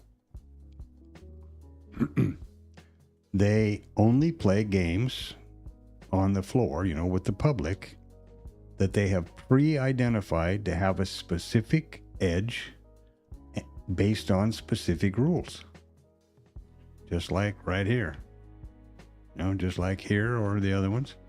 And then when they put that game on the floor, the only mission that the pit people have, or the house has, is to play the game as many times in 24 hours as they can.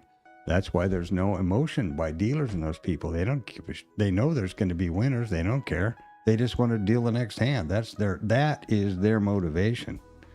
Because the law of large numbers will manifest the edge, whatever it is, 3%, 5%, something, to the bottom, to the house's bottom line. That's really it. And that's not my epiphany. That is the finding and the teachings or the words or the preaching or the papers or whatever you want to call it of the most successful people around that have ever done this business. Or those guys who have, artfully written about it, like Mark Douglas. Same thing. Statistical.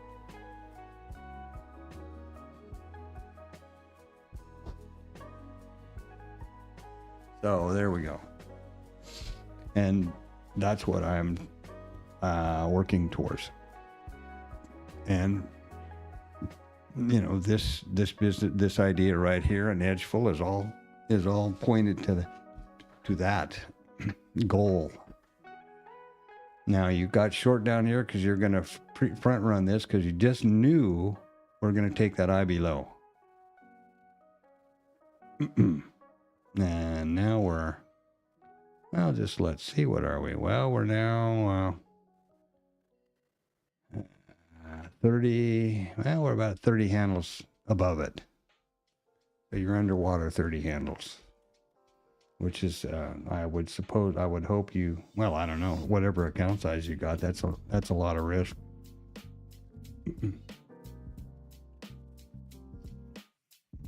And I'm not saying I'm a wizard or that I know how to do this, upside down, backwards, and forwards. I'm just trying to remember that my voiceover here is first me talking to myself in my journal, and it is the only way I can get my thinking into the recording, so I have a complete journal record.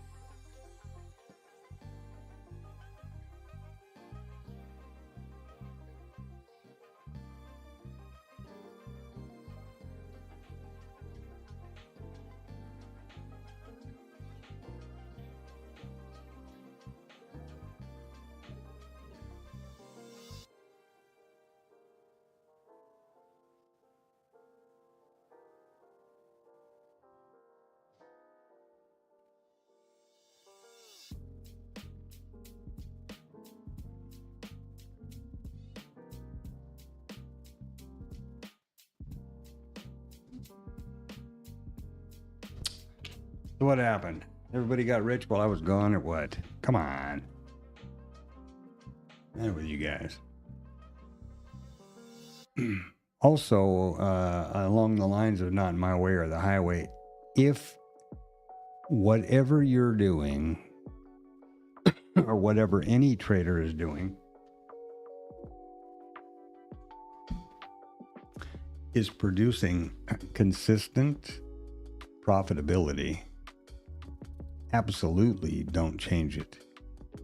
I would really appreciate it if you drop something in the chat. Well, this is what I do and it works out, But that's just, here we go.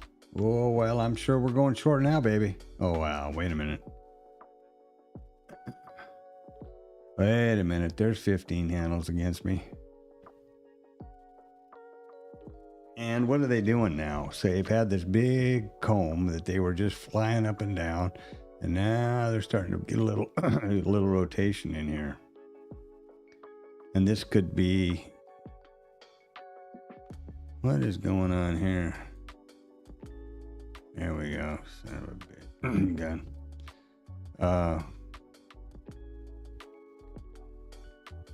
So disappointed about those levels.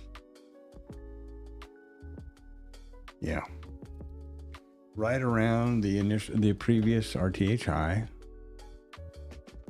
They closed they didn't even remotely close the gap, but they very definitely, we opened inside, as to my chagrin. I was thinking we were outside, but I didn't notice. Open, previous RTH high.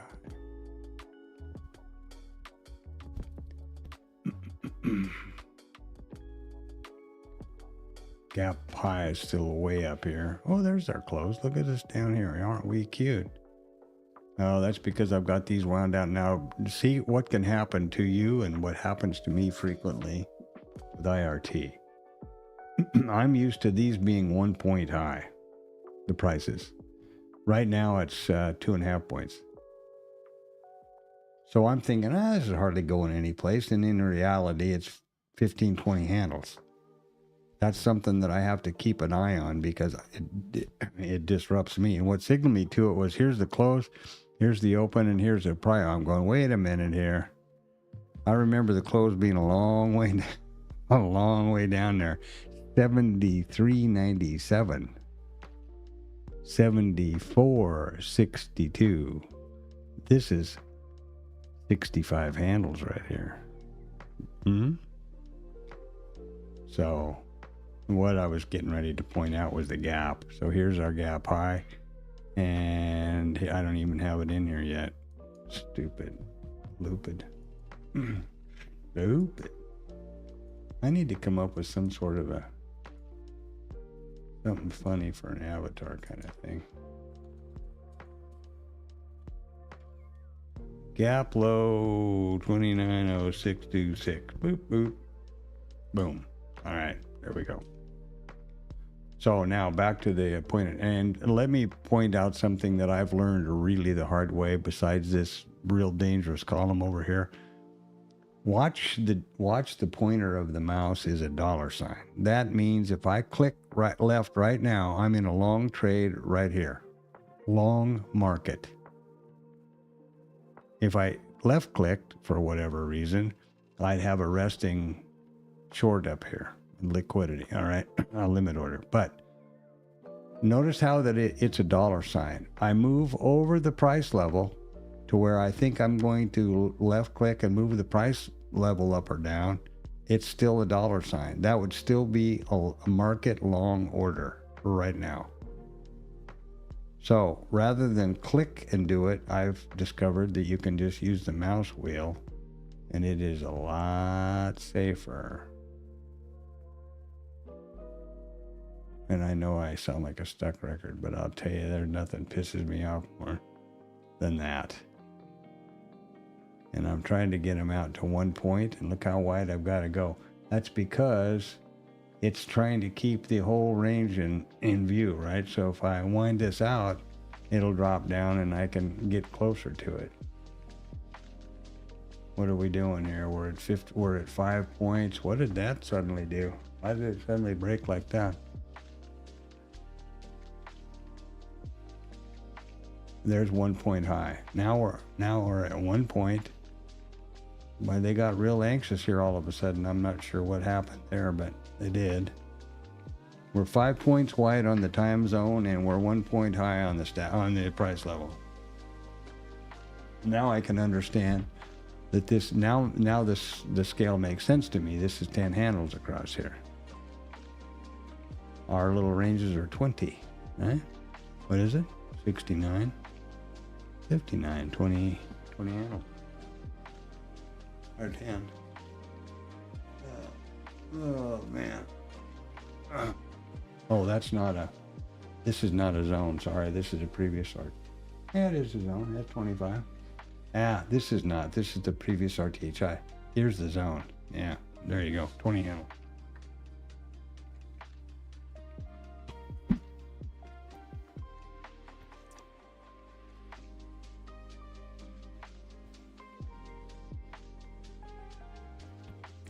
And I can tell you without looking that there's no reason to go to this strategy because there has been no IB, so there can be no trade. Boom.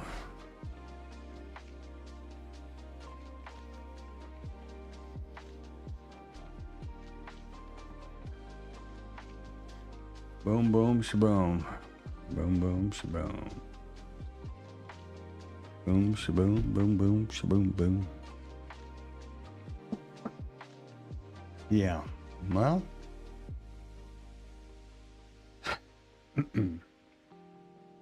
I'm sure someone who's doing mean reversions or who's just scalping the hell out of things is, I hope, doing great. I'm trying to avoid that kind of trading because I don't think it has long-term success built in, and I could be completely wrong. One of the reasons that I'm a little question that I could be wrong, or that I'm saying that, there's a lot of people who talk a big game about probabilities and statistics and only taking vetted trades. I've never seen anybody, I'm not saying they don't exist, but readily demonstrate that to me. And I've asked a lot of people in various, like the TLab, oh, it's a vetted trade, this and that or something. Okay, over how many trades? What's your look back period? How many instances was in your data set? What is the real probability of, nothing. It's crickets. Nobody can show anything. I very definitely can. I do frequently here. I mean, for example, I have demonstrated that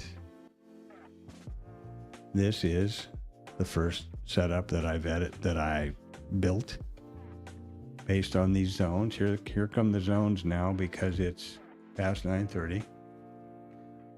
Okay, you can backtest by set up the backtest, run the backtest. You get the reports, which look like, hold on a minute.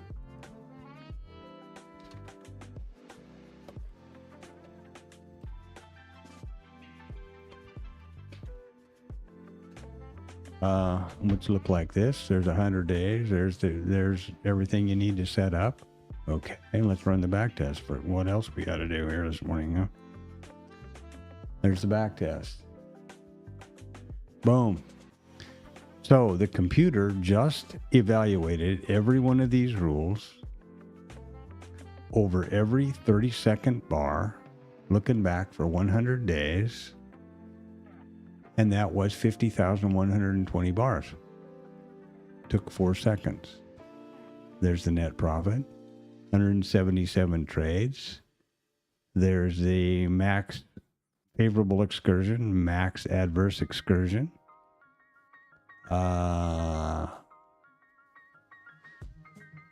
This IRT doesn't like this when it's choking. Okay, here we go.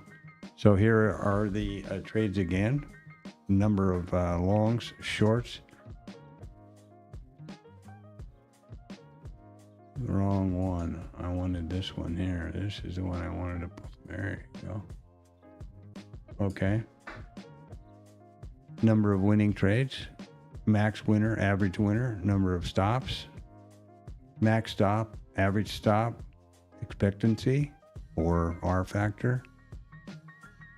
Consecutive winners, consecutive stops, and last but not least, a record, a verifiable record on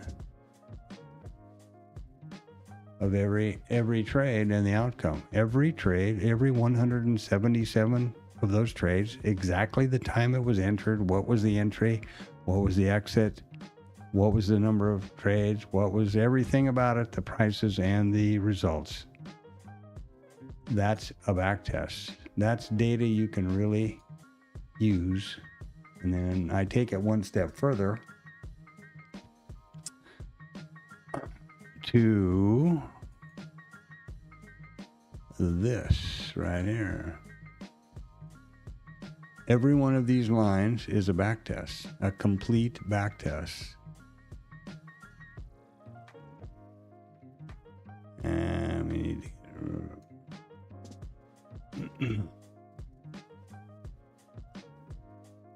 And there's, you know, the instrument, the type of setup, everything about it, the number of days, trades, max winner, winners, max winner, losers, max losers, scratch, percent win rate, loss rate, expectancy, R factor, risk or reward, profit factor, on and on and on. That's how that is really a back test and data that you can lean on. That is a vetted trade. And here's the Edgefull IB, and so here's the stats around that one so far. And I can prove it. And I'm happy. I don't know why anybody would not want to, you know, if they're saying it's a vetted trade, why wouldn't they want to prove it? Or, you know, say, yeah, here's my data. Or not show, maybe not show all the intricacies because you're paranoid somebody else is going to steal your setup. But yeah, it was over 500 trades, or 100 trades in days, and a look back was 100 and 200 trades, so that you know that it's outside the possibility of random distribution. I mean, yeah, I don't see any reason. It's just like the stream is completely transparent and open. What the hell have I got to hide? I don't think that by me saying I'm going to take this IB trade at such and such and Y, that it's going to, you know, that's going to suddenly dilute the effectiveness of that setup. I don't believe that. So anyway, it's just kind of babble in the middle here. Well, there's nothing else to do except watch this stuff and be frustrated. Now they're starting to build it out. Now they're starting to build out a rotation up here. So they couldn't figure out where fair value was, or a reasonable value to trade. So now they've pretty much landed on the 62s up here, and they're going to see what happens. Well outside of our IB range and well outside of our potential trades. This happened last week also with these real wide IBs. This is 89 handles, this IB, you know, 7409, 7489. Call me a liar. It's 80 handles, 80 points times 4. If you want to be ticks. Last week this happened a couple of times too, and they never break out. They just trade them inside. That's what I would suspect is probably going to happen today. I don't know. It's just, you know, I'm not predicting. I'm just saying, well, oh wait, I can tell you what we can do. Let's look over here in our buddy trading view. So here's what we've done so far. And let's see what happened over here. Well, this broke out. Okay.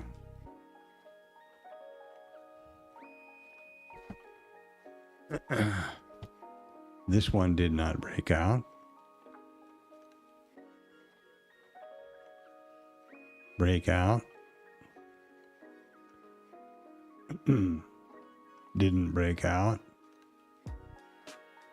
Look at this guy. Every time I look at that, I get mad at myself. Breakout.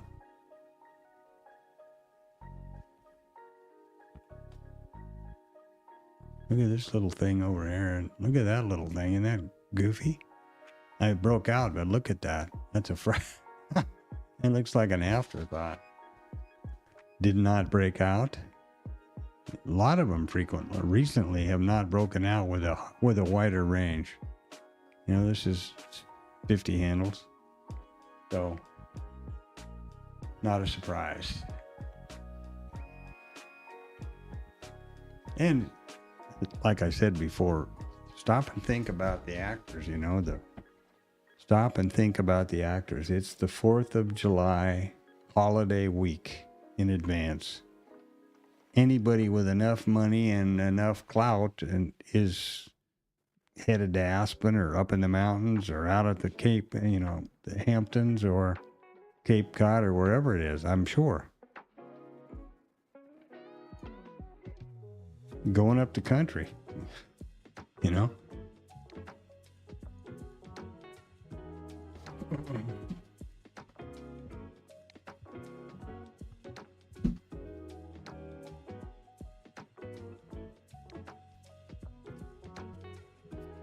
Going up the country. So let's see. Oh, I got my mic going. Okay, let me see if this damn thing is working even.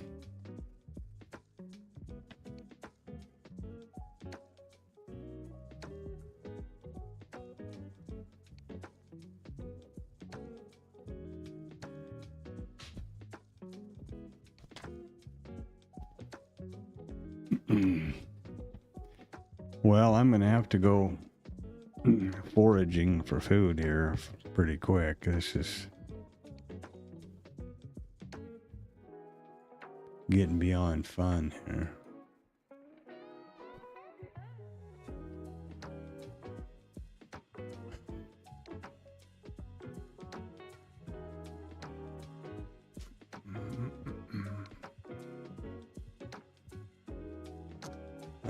What was that?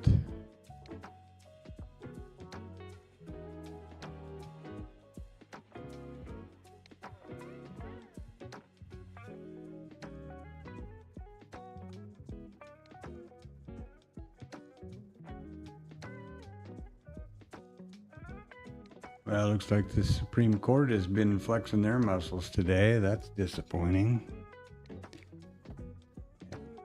Just what Trump needs is more power to fire people. Wow.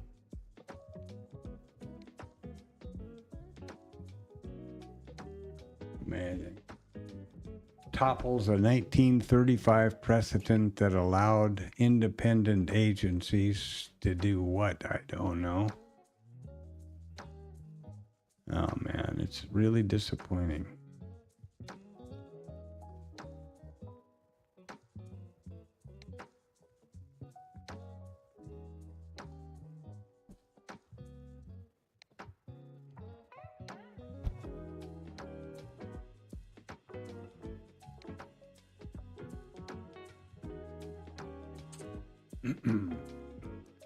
Just what he needs is more power. I don't think that's the case. That was sarcasm. In case you didn't know, I don't think that we have a healthy environment here now.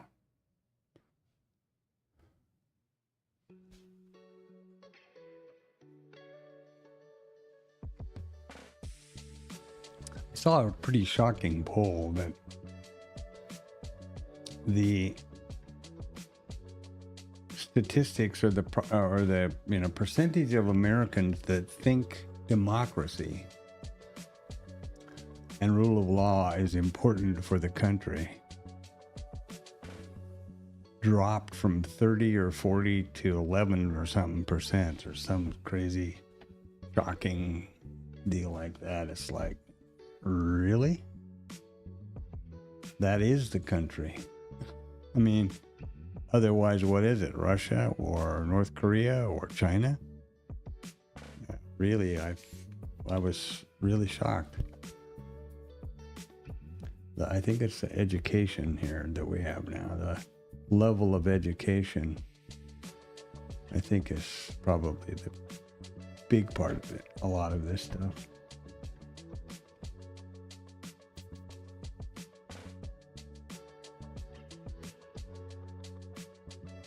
And the Supreme Court is pretty weird, too, now.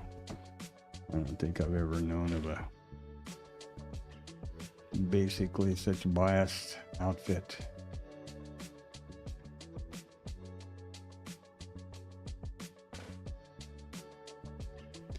So here we go. We're just going to do this around here for the day, and I'm pretty sure I'm going to wish I was on vacation. And I'm definitely not going to get trapped into Monkey Boy's, shenanigans and making up stuff. Yeah, and like I said earlier, if you have got a plan in place and your trade plan says you're going to get, look at this, and I didn't see all of this stuff down here. going on? I didn't see all this liquidity down here.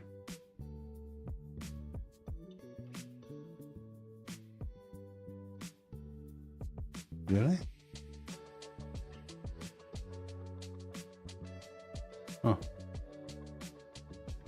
I guess that's it. They consolidate into each other as you roll them up or down. You know, if you've got a trade plan that says short asymmetric trades, in other words, long, well, what a pleasure, huh? You're 60, 70, you know, you're 150 handles ahead. Good for you. One of the fellows in in here typically and drops in and out of the Globex also, Magic Trader, has got a real simple deal. He draws a box around based on a time frame, and it's an opening range or an orb trade basically, but real short time, you know. And then if it's above it long, below it short, he does quite well. It doesn't have to be complicated, that's for sure. I'm hearing a lot of conversation about gamma levels too, which seem to be something I'm trying to look into, but I don't want to get down the next rabbit hole.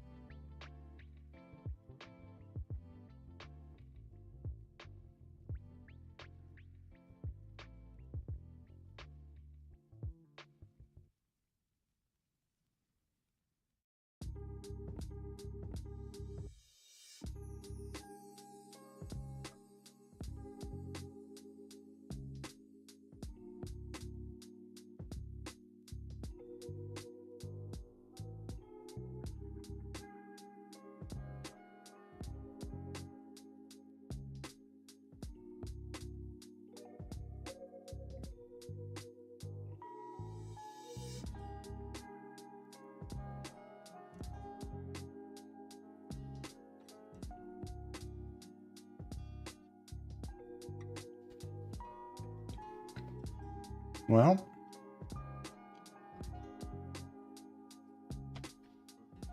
are we going to have a bar trade here? Consolidation, breakout, retest. But which way to go?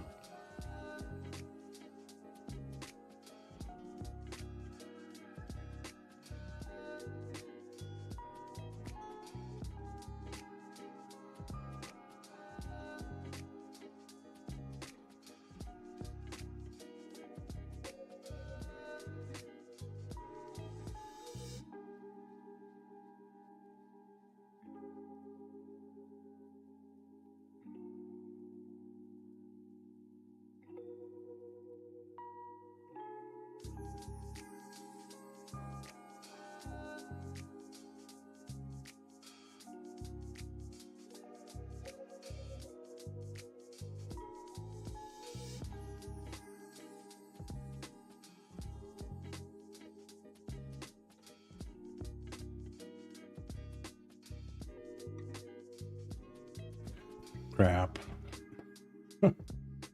This is a bummer.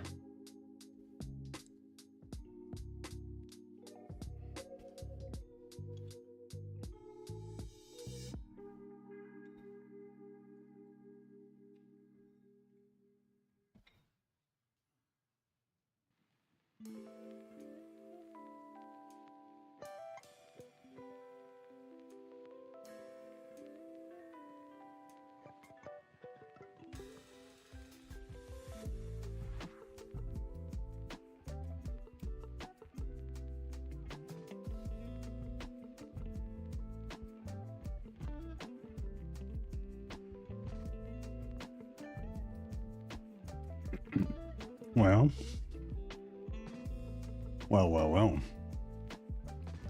3 holes in the ground.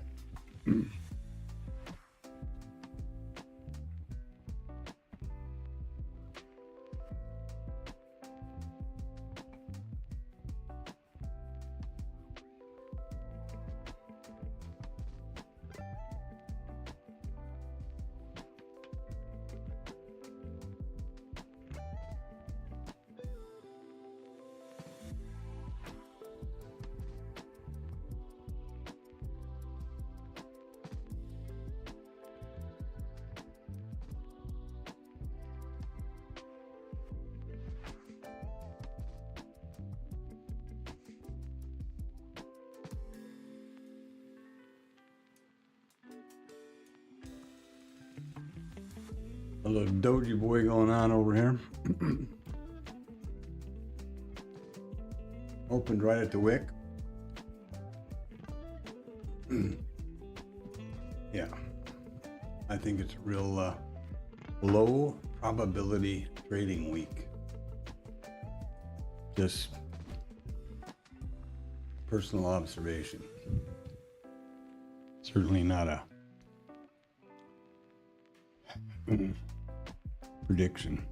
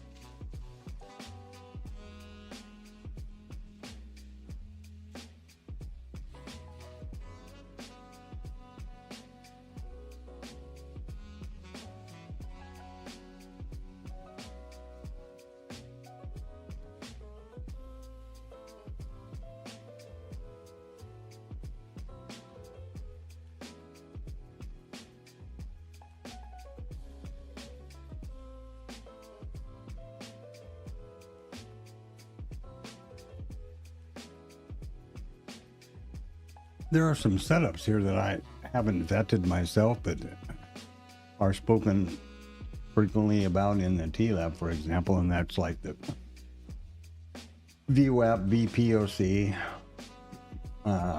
this kind of thing, And there's sufficient meat on the bone there. There's damn near 5 handles. No, damn near 10 handles. So, like I said, if you've got some sort of a setup, or if you're good at discretionarily trading these kinds of rotational whipsaw kind of deals, so my hat's off to you.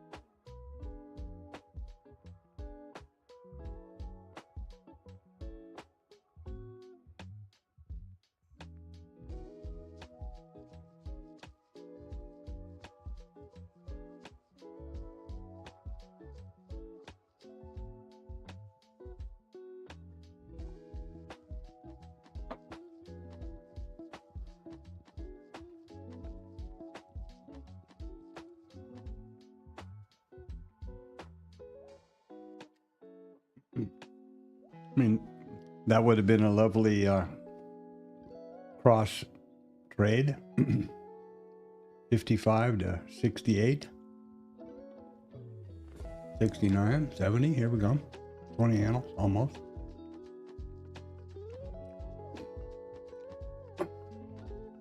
No idea why this is doing this, but there you go.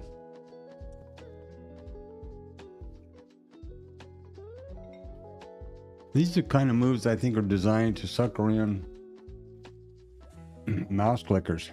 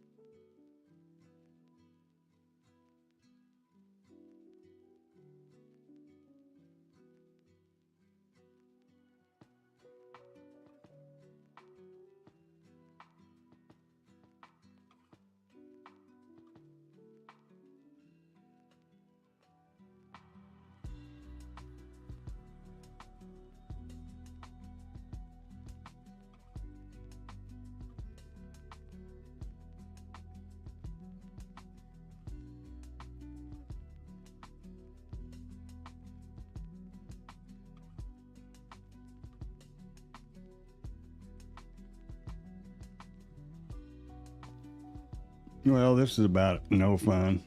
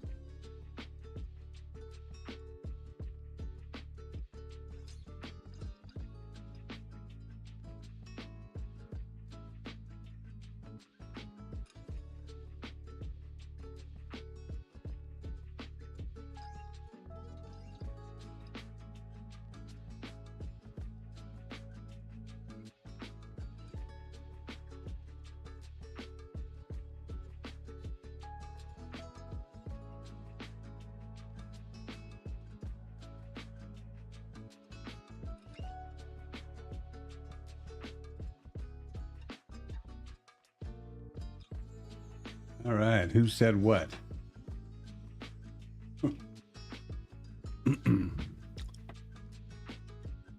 Or they just figure they got everybody short, and then now they're going to hammer it the other way, or what happened here? And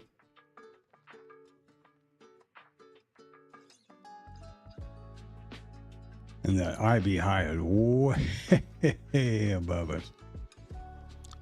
It's another 20 points above us.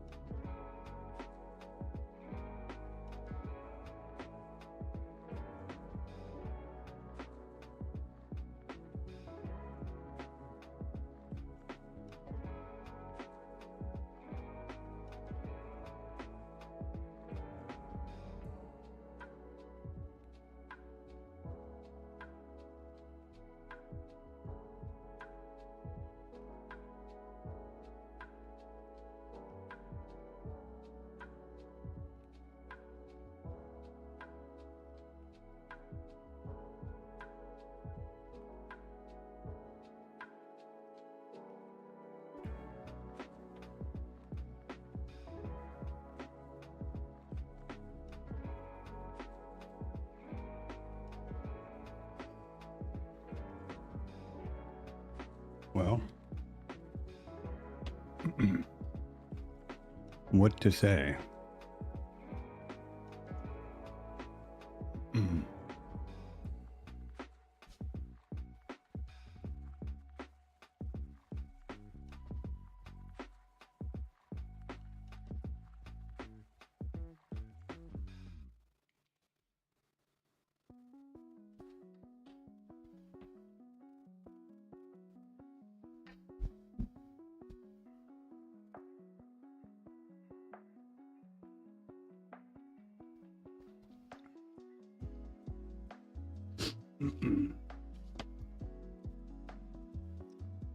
What to say?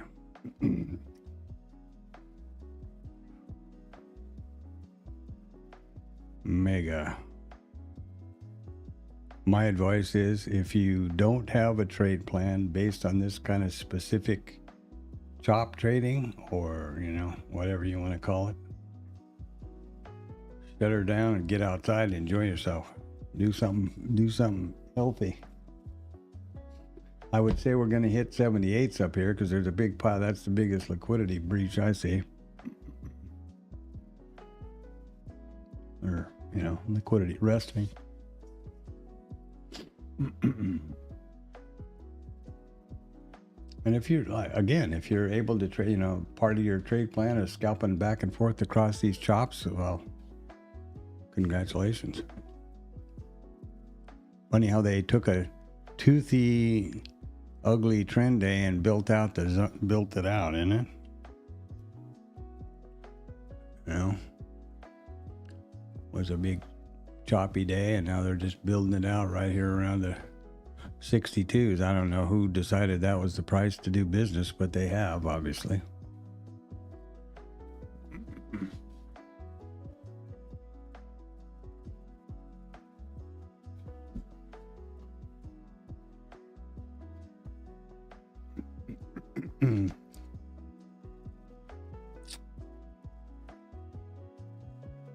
Overnight high once again.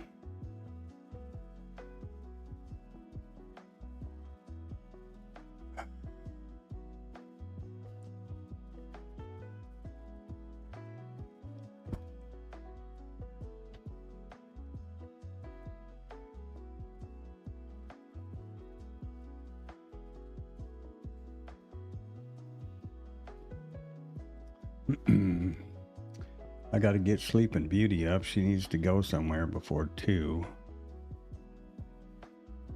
Tomorrow she's got to work. Tomorrow and Wednesday.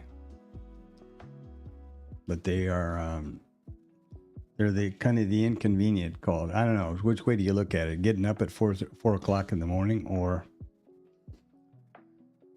taking a break, having to leave at 9:30. You know, I can make a case for both of them being not a good idea. So tomorrow and Wednesday, I have to blow out of here for a run at 9:30. Takes about 40 minutes usually. But that's right when the IB's forming up.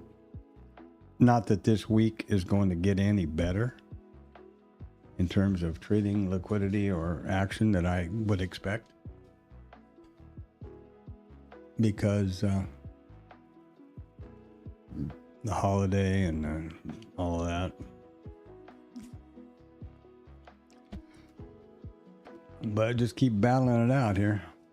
I'm afraid to think of what the Globexes are going to be like tonight.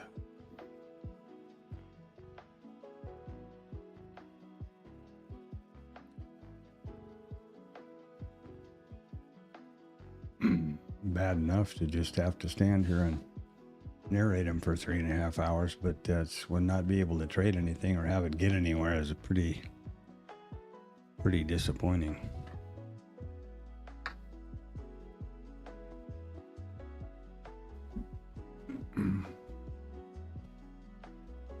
Pretty disappointing.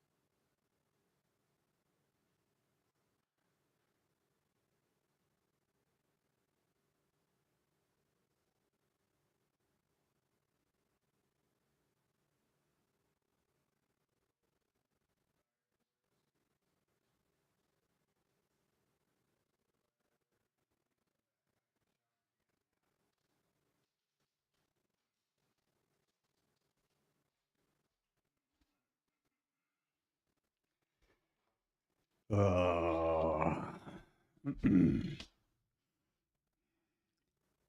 It looks a little more exciting if you want. You look at it over here, but not very much. Now the NQ is interesting because they are right at the highs, and there's no excess on the top. So I would expect they're going to get some upward movement on the NQ, but the ES is pretty much fizzled out, I would say.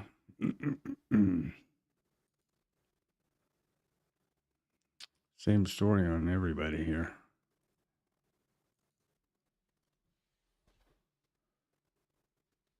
Quite a bit of volume now, 1.1 million already, and it's only 11 o'clock, so that's a surprising amount of volume today.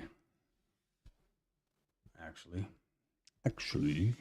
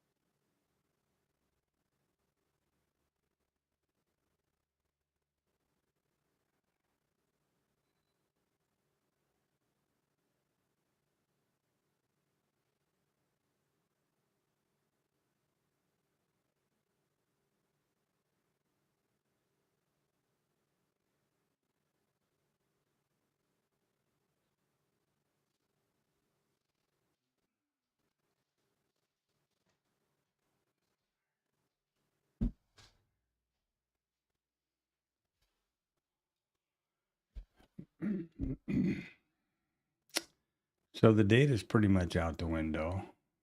It's still on, but as the day winds on, as these days grind on, I tend to stop. I guess I should say I tend to put less importance on them, on the data.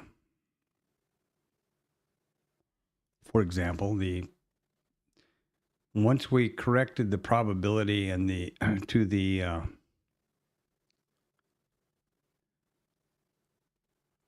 closing candle there, gives us a 50-50 shot. So, how much fun is that? That's not anything to lean on. That means then that the only way to really trade it with data is to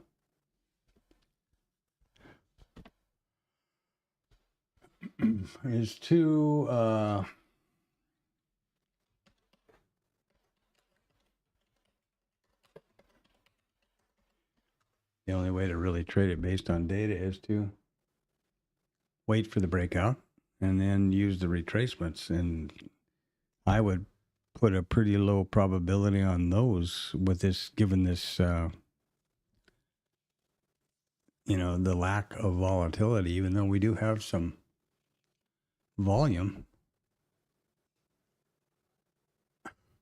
Distance from the low, 63 handles. That's, that's the problem here, is there's such a huge range, 80 handles. Each one of these 25% zones is 20 handles.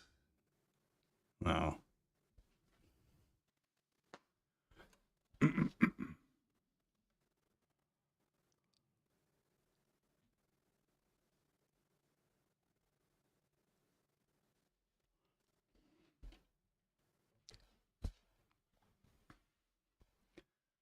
I don't even feel like doing.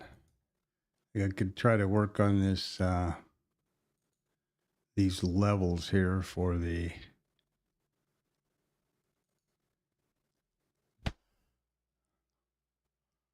Globex and the Asia sessions, but kind of tired of that too.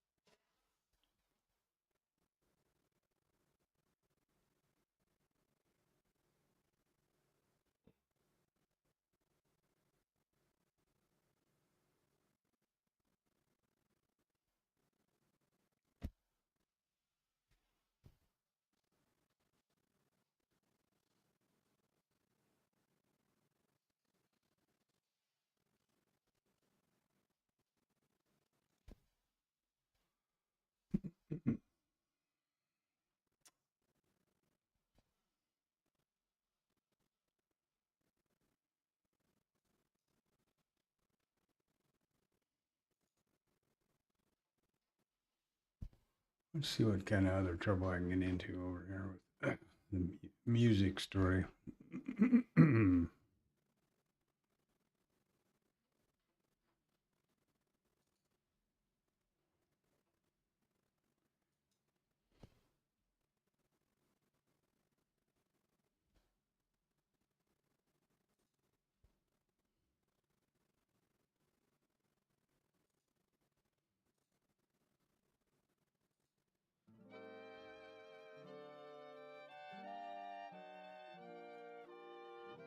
Not very exciting, for sure. Maybe somebody's got some trading going on somewhere that's worth staying awake for, but this sure as hell isn't it. Well, look at what we're going to do now. And the minute I say that, of course, they decided they're going to pop it up here and do something with it.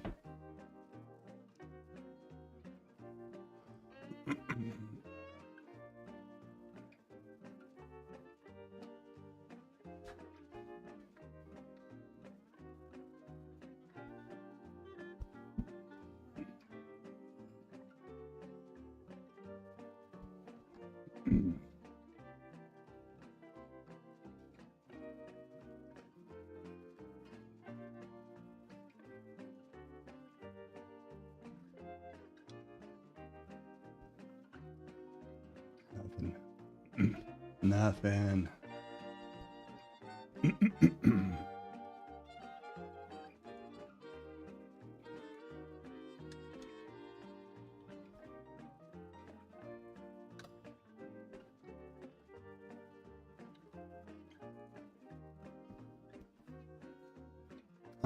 I'm still, holding for my idea that they're going to get up there and take that 90, but okay.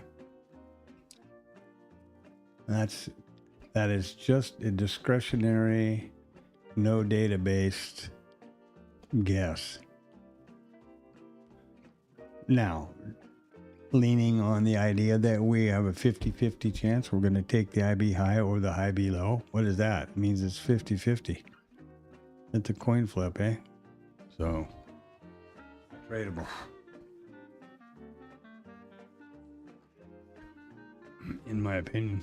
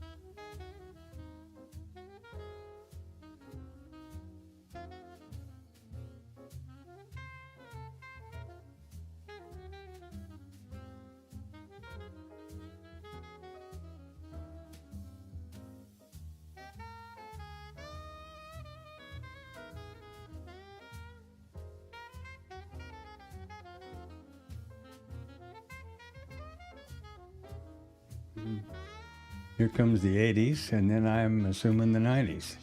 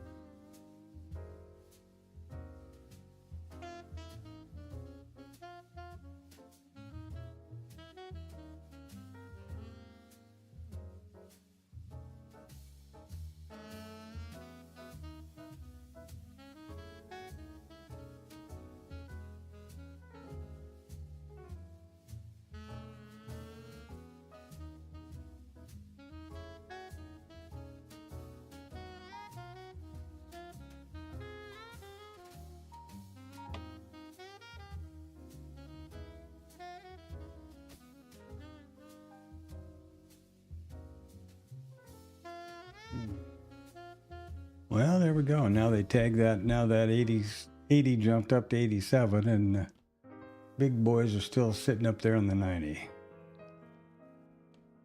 Is that a trade that you can slap on and hope for the best? I don't know. I can't, but I'm sure there are those who would. Reach for it.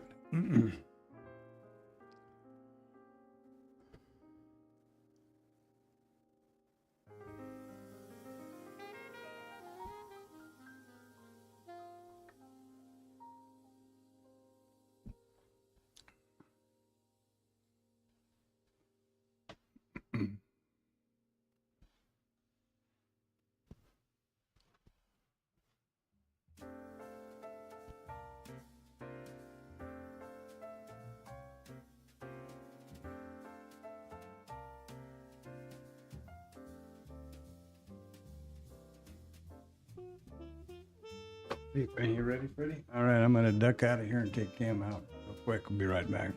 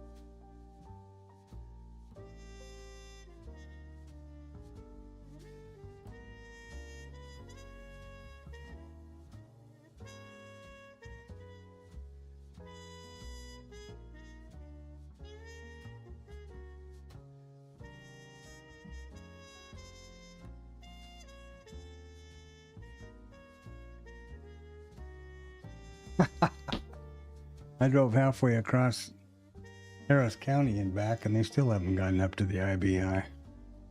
That's pretty funny. I'd say probably gonna, but wow. This is a really good day to go do something else if you've got something else to do.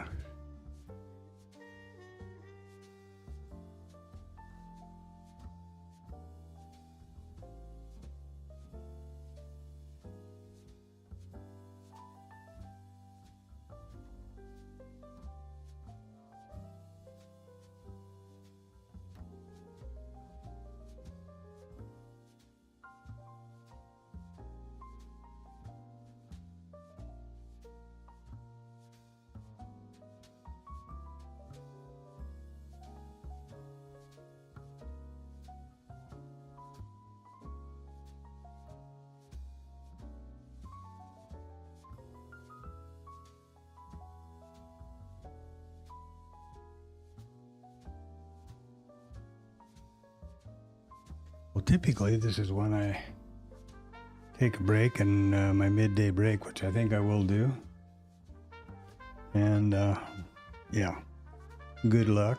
Music's running. If they get the IB high, good for them.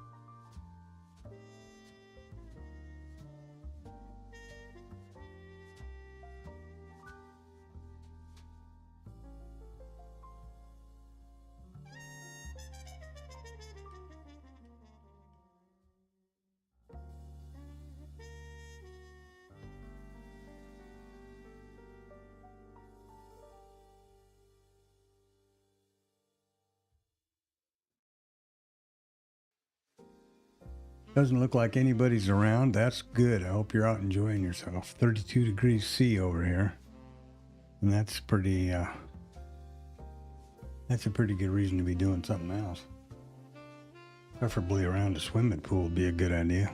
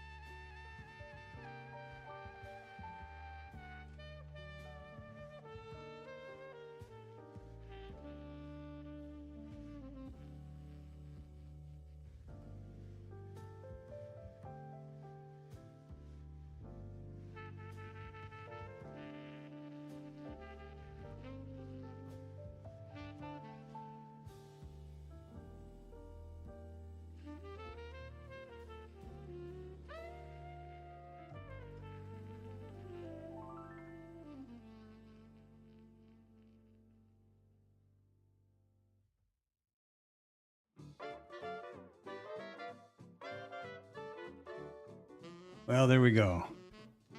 And now are they going to pull it back? So the stat has been achieved?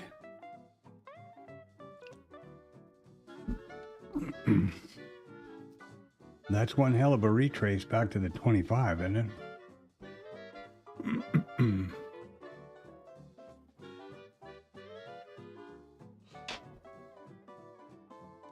That's a pretty crazy, that's a pretty crazy amount here. 20 handles.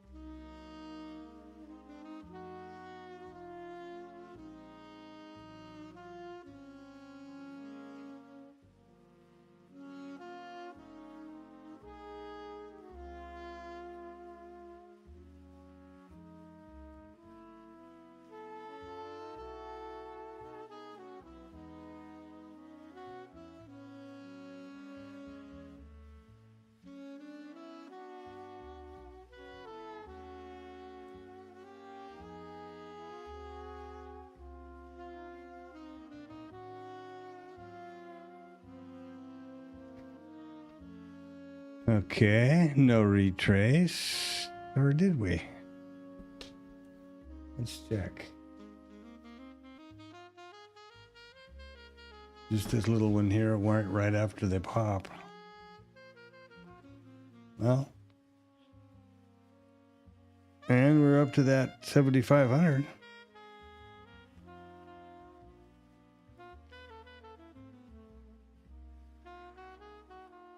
I guess you could call this a VPOC or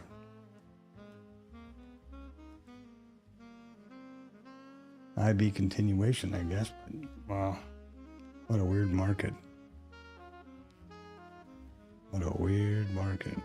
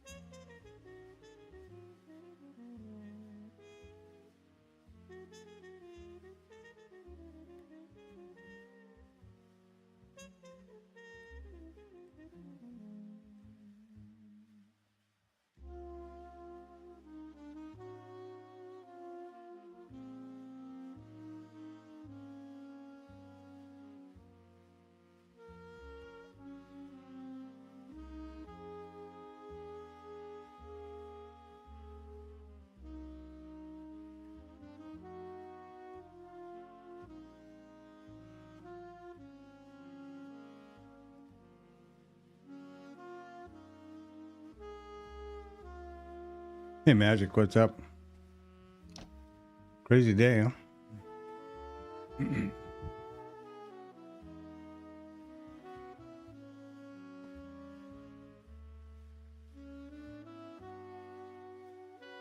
.80 IB. Pretty amazing.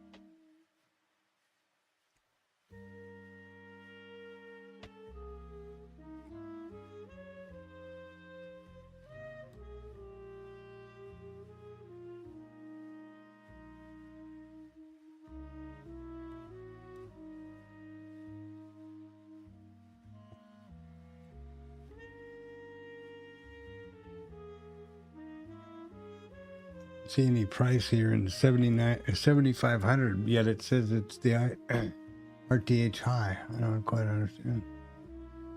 Maybe it's just, I guess it's just off because of the 2.5 point. Yeah.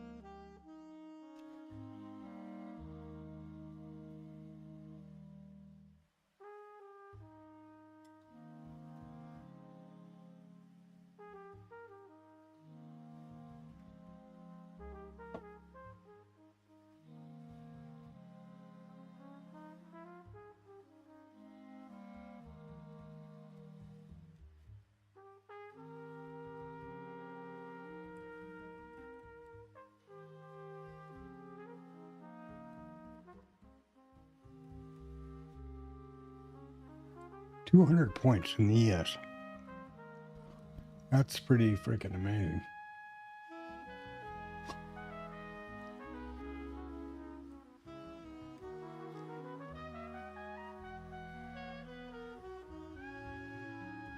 Or no. Wait a minute. That can't be right.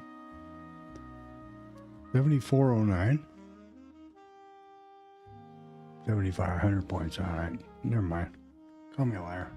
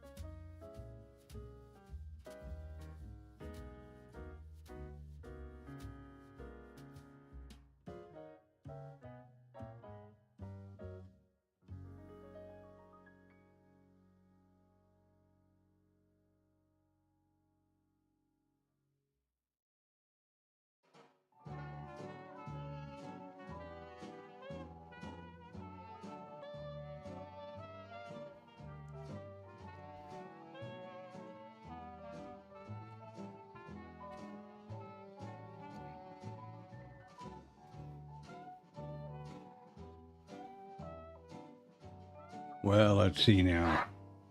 What kind of trouble can I get into here? Hey, Mom, are the dishes in the dishwasher clean? They're dirty? Don't clean, that's why I put it in the sink. Sorry. Checking with the boss here. What am I doing? Okay, let me check. I'm going to look at some new reports and things because this market is not doing anything I can deal with. I guess first I should take a run around the roses here since we're coming up to the power hour.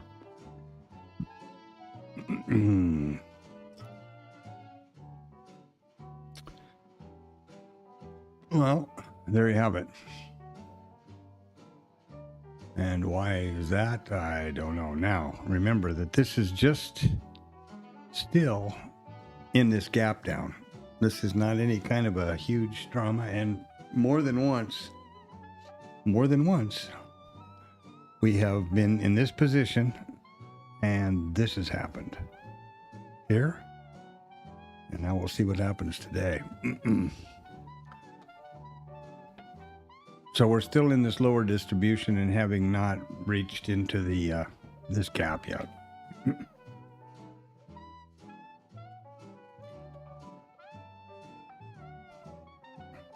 You have to see what happens. No trades, I'm sure.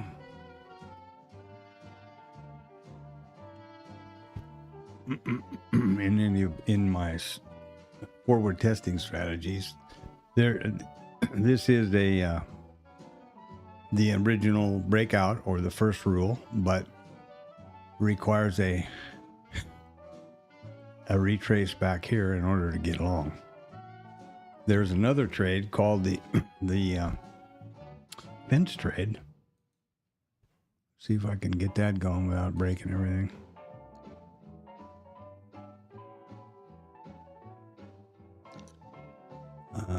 Okay.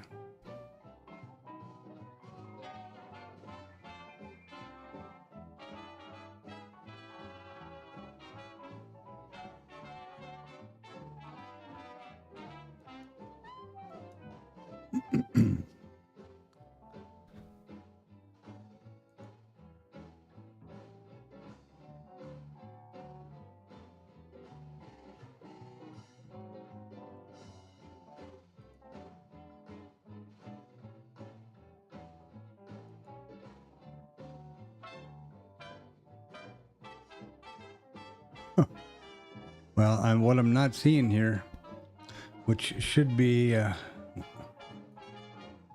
we go. The opening range parameters for the fence trade, and here they are. Couldn't find it right away. Sorry about that. Very simple. Again, just like the Edgefull, the first, it's a breakout. Closes in, opens inside, closes outside. Pretty simple. And that's why this is not, because it opens out and closes in. However, for this particular trade, which is a continuation trade,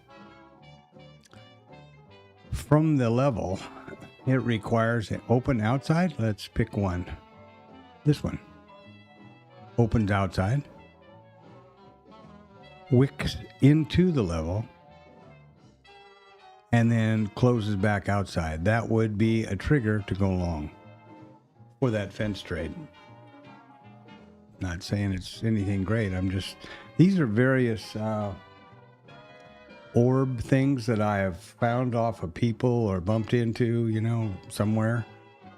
And they sounded like either the person or the trade mechanics sounded rational to me and logical. So I code them up to backtest them and see if it's just BS and bus tickets or whether there's something there, whether there's something worth exploring. So that's that one. And here we go. Back to the IB from Edgefull. And of course, no trades whatsoever on my old original beauty over here. Oh wait, I'm wrong. There's one right here. there was a scratch trade on this one. When we took the IB high, right over here,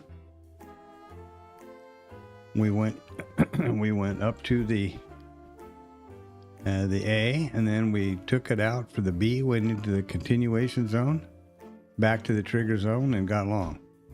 Again, A, B, the continuation zone, back to the trigger, and it's long, and still sitting there long. Ooh, what's going on here?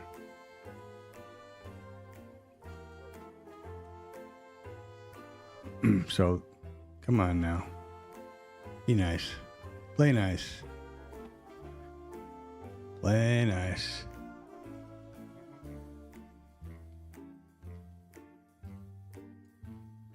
I don't know why it's being weird, but anyway.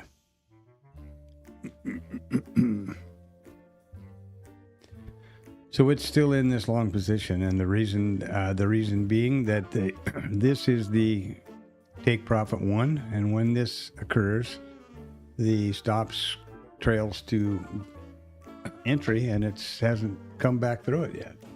So that old trade is in the money.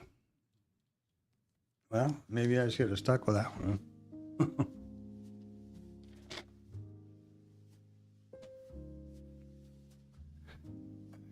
And just in the money. I mean,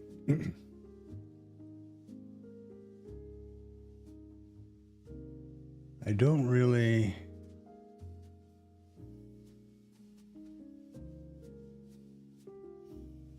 Oh, yeah, there is a trigger exactly there.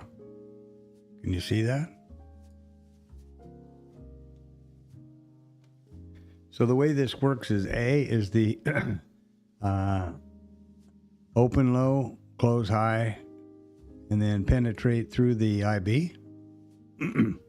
B closes within or has a penetration into the continuation zone. And the trigger comes back to the trigger zone, which is right there. Exactly right there. And I'll be honest with you. When the hell was that? Let's check. Anytime I'm doing anything on IRT, if you look at this info box, it will be giving all the data to do with the particular candle I'm on that I'm hovering over with the mouse. So this is at 12:34. The low was 74.90. And 74.90 is the trigger zone, so it took it to the tick. So there you go.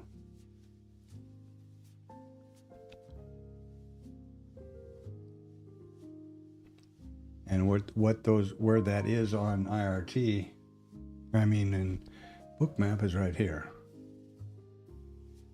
Right there, and it's still long. 10 points, 12 points, so, pretty good.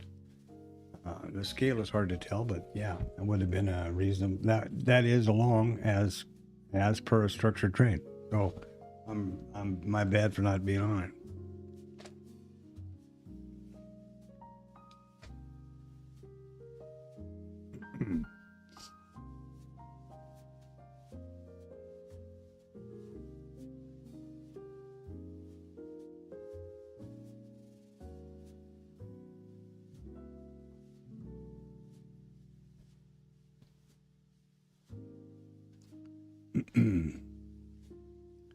All right, well, we'll see how that pans out.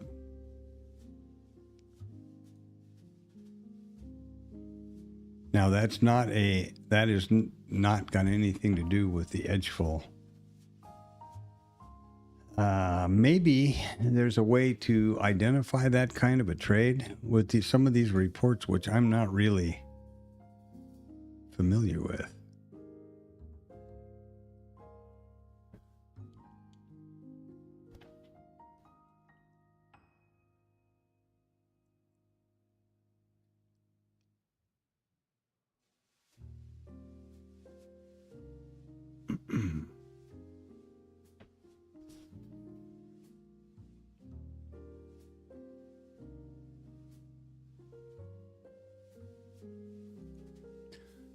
Well, we have a 50-50 with the. Let's just try to see if we can come up with a reason for this entry, valid reason, rather than a monkey boy reason.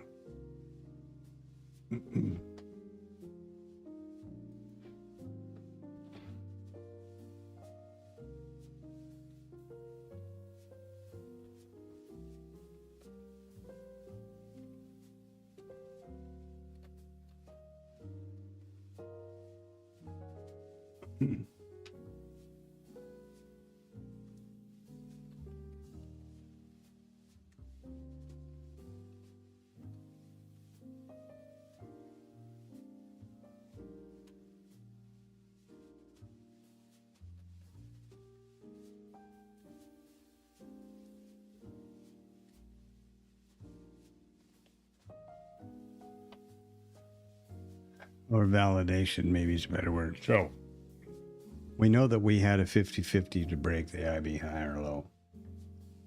We did take out the high, so there you go. By retrace. By breakout. What does this mean? I don't know what this, I've never looked at this report before.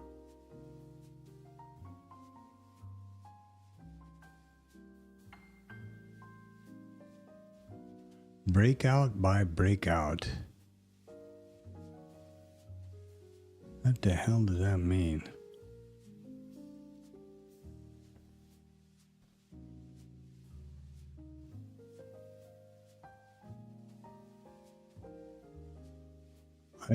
That looks exactly like the original.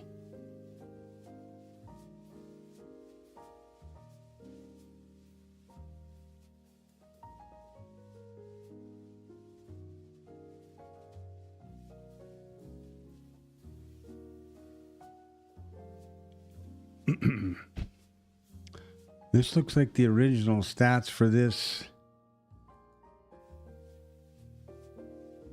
one. What's the difference?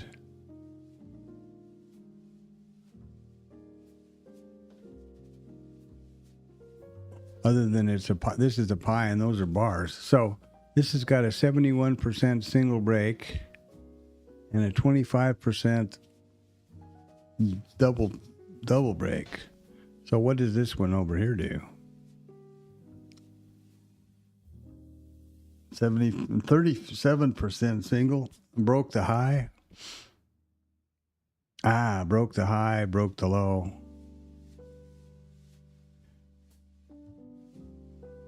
Broke both. Broke neither. Okay. Well, let's keep going.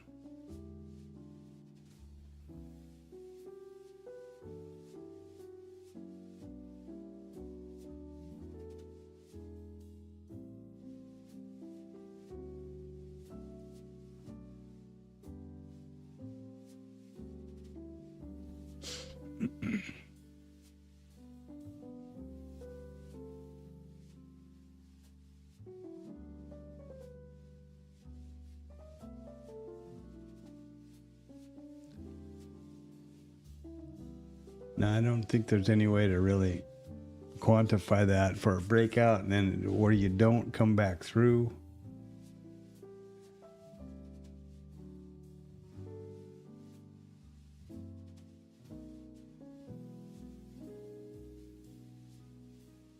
$85.90. There's 5 points. I don't see any way that I'm going to find a report over here, which is going over here, which is going to validate the trade, my old standard IB trades. Basically IB continuation or an IB failure. Simple as that.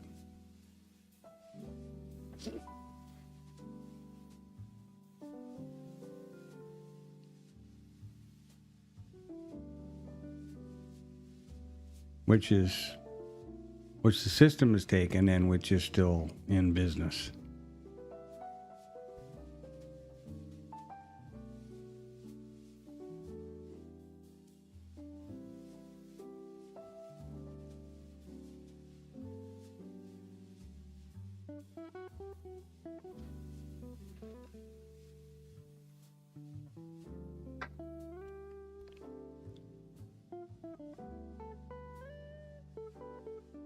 Now, worst to worst, this will close out at the end of day closeout rule, which is right there.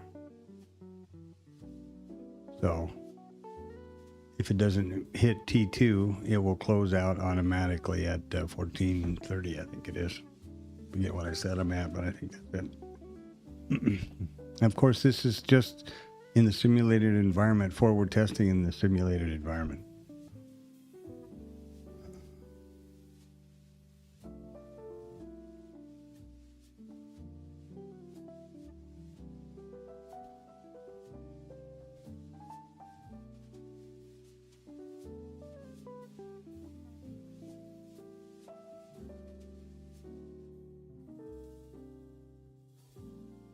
And we're in the power hour.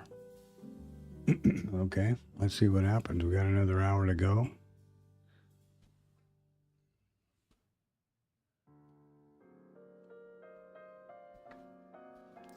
And then it'll be the Globex tonight at 5 or 1700 for abbreviated period of time.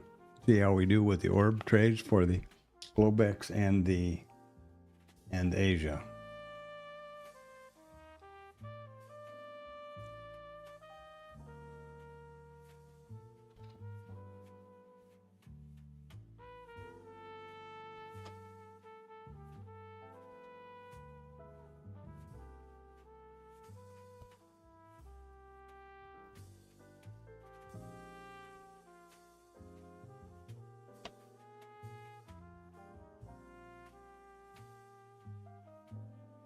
Don't know.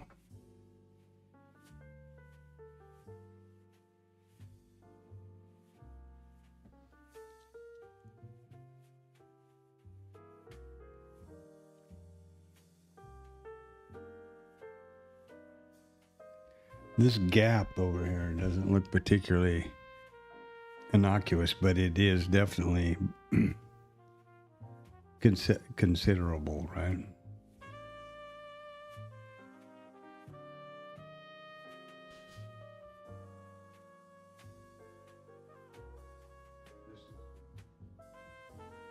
$91.25 till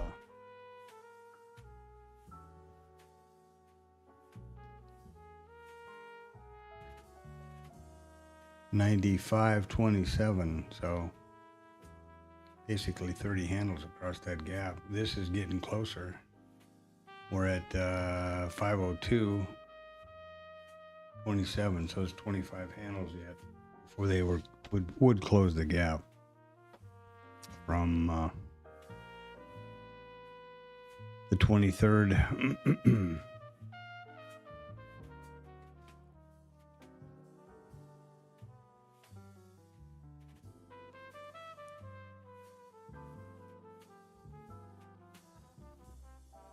Well, I just truly missed this one. That's really a drag because there weren't many opportunities that I had here today, and to be away from the screens is really disappointing.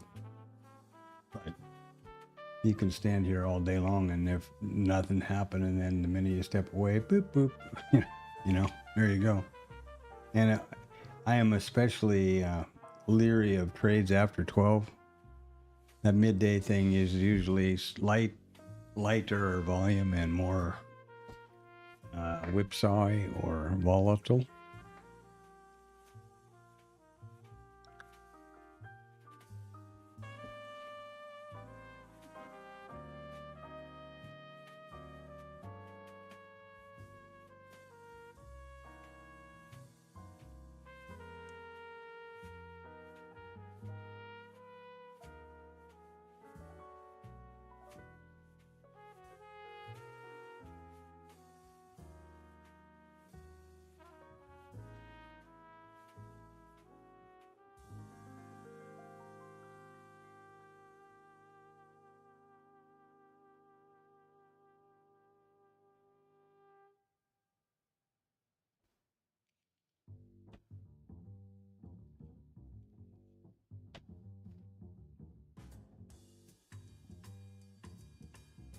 I just start taking my break around 3, I guess, between 3 and 5, instead of around the noon hour. I just usually run out of gas about then, is what, to be honest about it.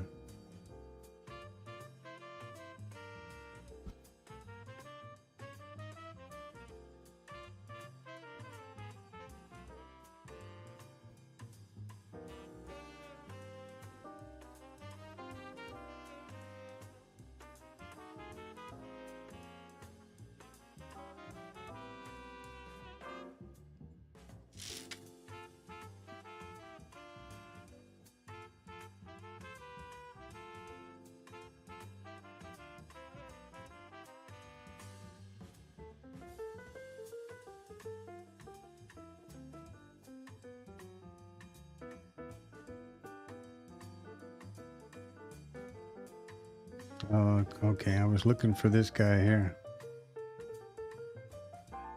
And it's right, well, there's the trigger, of course. And then I was looking for this guy and I couldn't find it. It's right here. It's these two. There's the trigger and there's this guy and there's that guy. And up we go. All right. Okie dokie.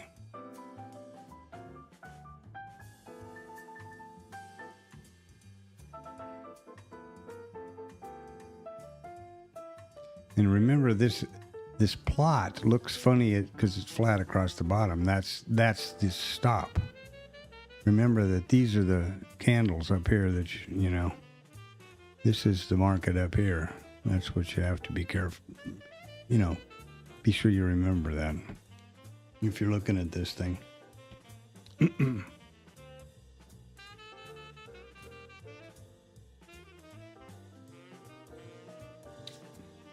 Because it looks pretty phony here. You go, well, wait a minute. What's this flat bottom all about? Because that's the stop. Ooh, now we just had VPOC migration higher over here on IRT. Not on Bookmap.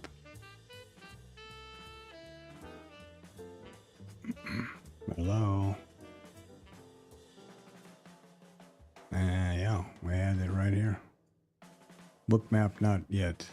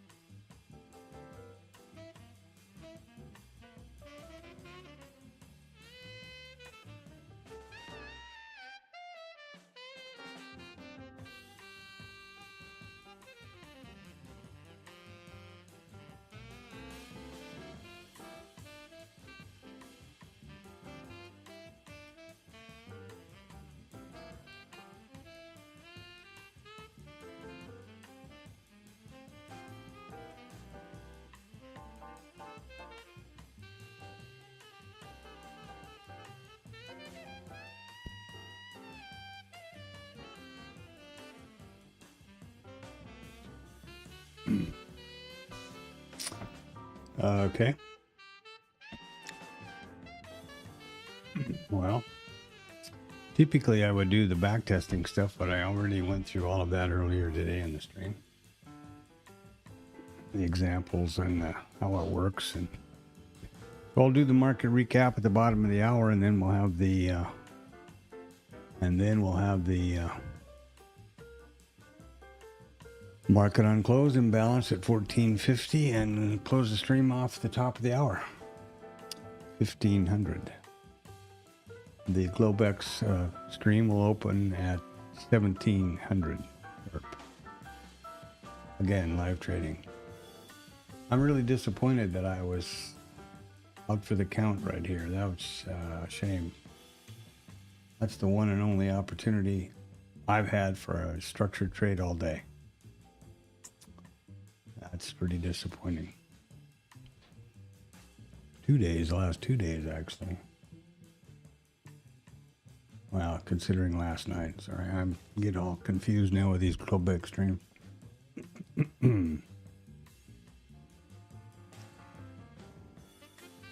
That's irritating, and to have it being, you know, well in the money on the way to T2, that's extremely disappointing.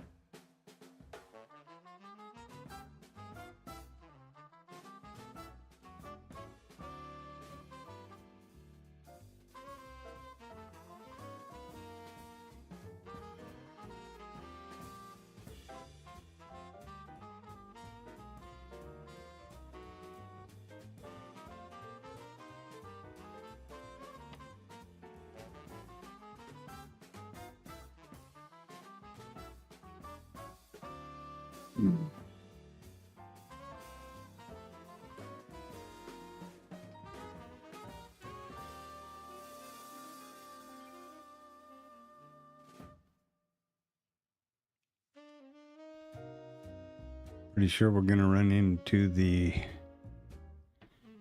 end of day rule here pretty quick without a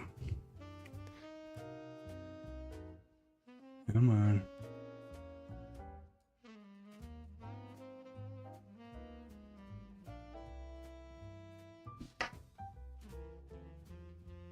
there again. But you never know. Still don't have a break on the POC and bookmap. Neither one. IRT's got it for sure. Some time ago now. I'm gonna get close to this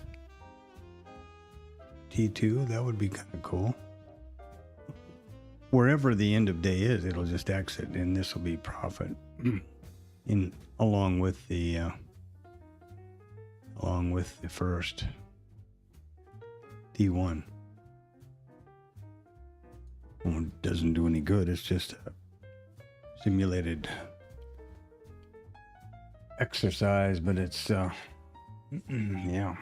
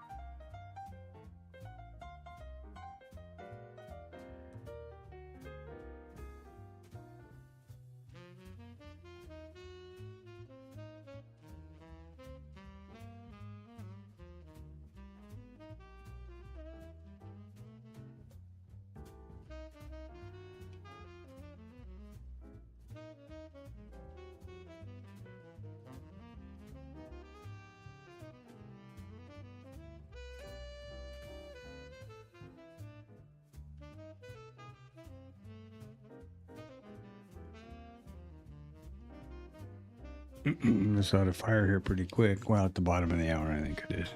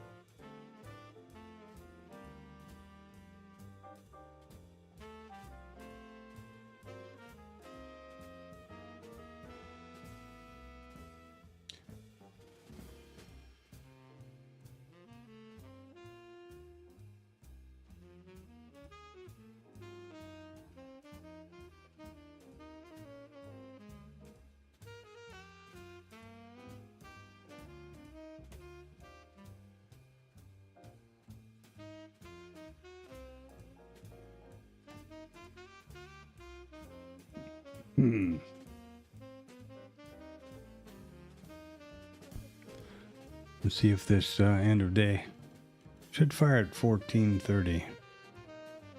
Got about a minute. It's this particular rule, and then it'll fire and be a red line come down here and calculates the total and all that.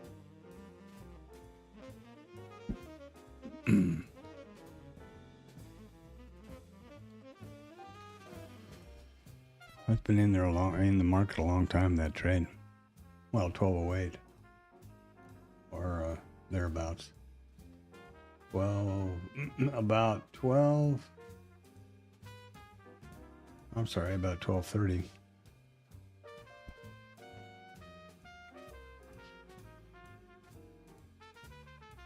There it is. So there's the fire. You see where the end of day fired right there, and then it closes out the trade. Can't really do much about it at this point, but there you go. All right, so there we are at the bottom of the hour. And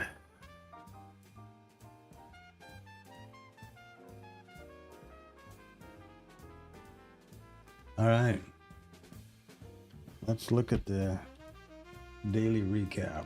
What did we do here? Well, one volatile day, boy. 80 point IB, and Jesus, really volatile at the open, and then just a slow grind up. And I was away when we did take the initial balance high and had this trigger. The system took it over here, right there. This was a previous one that it did take the T1 and then stopped at the break even again, then entered again here and held it till right there. This is the old original IB trade based on these fixed zones rather than the Edgefull driven data, which is based on these percentages of the range. So, yeah.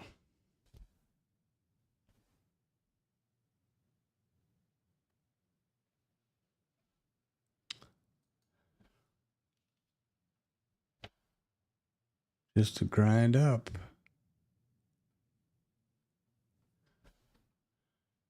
We were real toothy and trendy, and then they built this out and then flew across it and built out another distribution up here.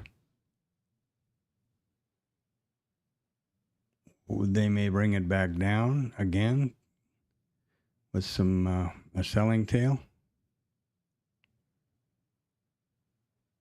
Or they might be going to try to get a squeeze going on any shorts that are still in here of the, resultant from the gap. I have no idea, but we can only just wait and see what happens. So,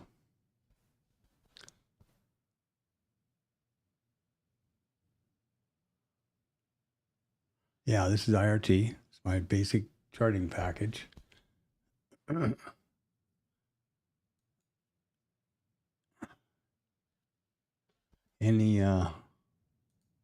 Anytime you're looking at IRT, you can look at the header up here and see the instrument, the chart type, the periodicity, and the session. This is the micros, my higher time frame micro composite chart, and market profile. Now, market profile doesn't change between ES and MES. It stays on ES. I do change it between full session and RTH session. These are all micros, and these are the minis.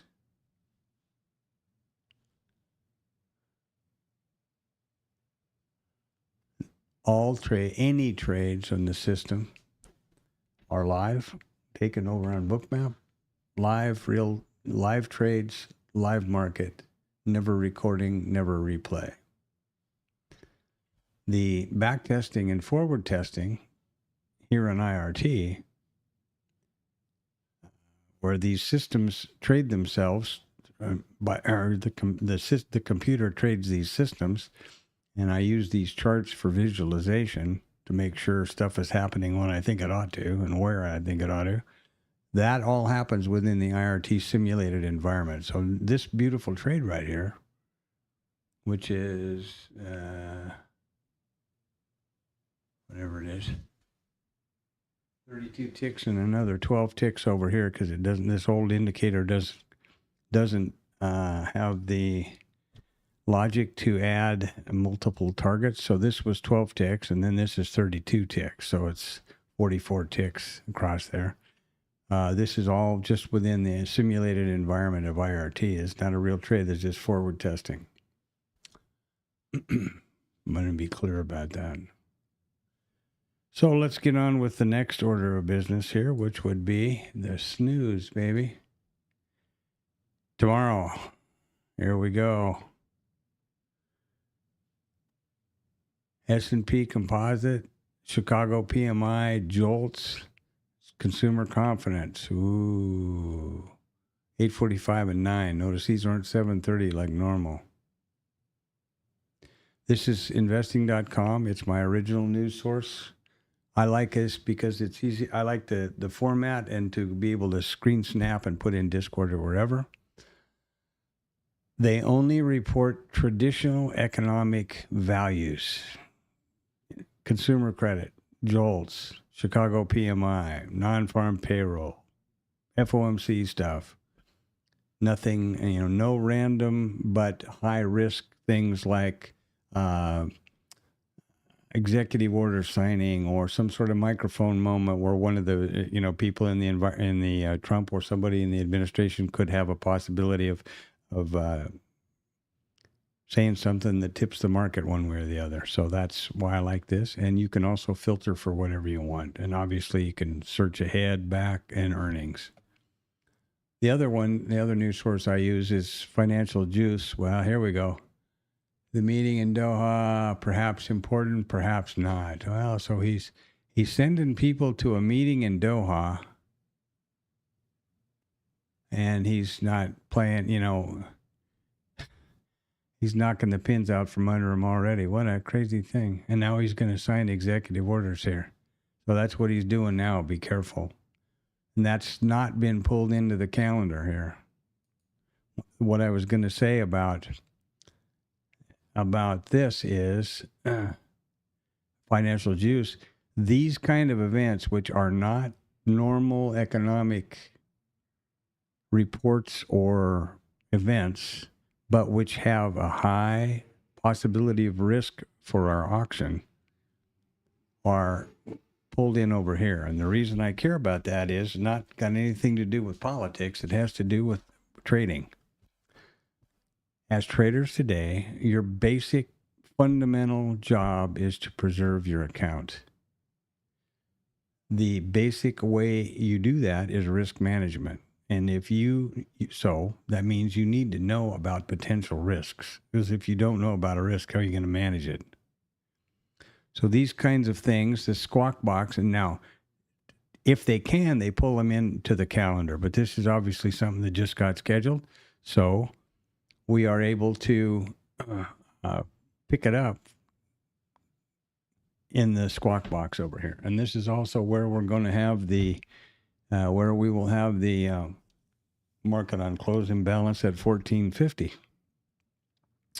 So I have absolutely no interest to it. I wouldn't try to trade at 4:30 after 2:30 anyway, or 14:30, but definitely not with potential geopolitical, administrative risk here. So that's that. But we'll give a look-see and wait for the market on close orders at 1450. He's more executive orders. I bet you it would be interesting to know. I've never known of a president that I can remember any kind of a big deal about executive orders. Maybe they all did it. And I also can't imagine that they issued so many. I think this administration tries to get around Congress and the Constitution and the balance of power by these executive order ideas. I think that's what it seems like to me, because so many of the executive orders are overturned by the courts afterwards because they're including the Supreme Court. So, and if those guys who are basically all just pretty in favor of Trump stuff must be quite substantial for them to overturn it, like the tariffs, for example. So let's see what we get here at 1450. No trading for me. This was the only trade that presented itself all day, and I wasn't here at the desk to take it, and that's only my fault. I'll be starting the Globex stream at 1700 this evening. And as normal for every trading day at 8 o'clock Central Standard Time in the morning is this full RTH stream.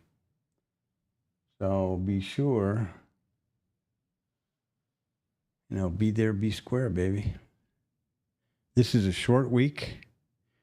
This is a highly volatile week because not only do we have consumer confidence and all these numbers tomorrow, we've got numbers on Wednesday, and on Thursday we have non-farm payroll because Friday's a holiday, market holiday, because of the 4th of July on Tuesday, or on Saturday, Tuesday.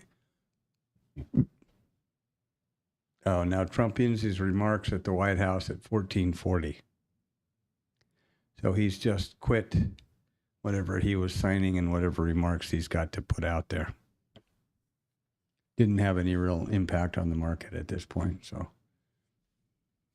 And which is fine. Again, not political. Who cares? That's what, they all make speeches and do stuff all the time. But I want to know that that's happening so that I know about any potential risk to the market. And here you see he's ended his remarks here, so the coast is clear, but we're closing this session off at 1500, and then of course you've still got the 1 hour left of the curb trade, and then session break, and we open them back up again at 1700.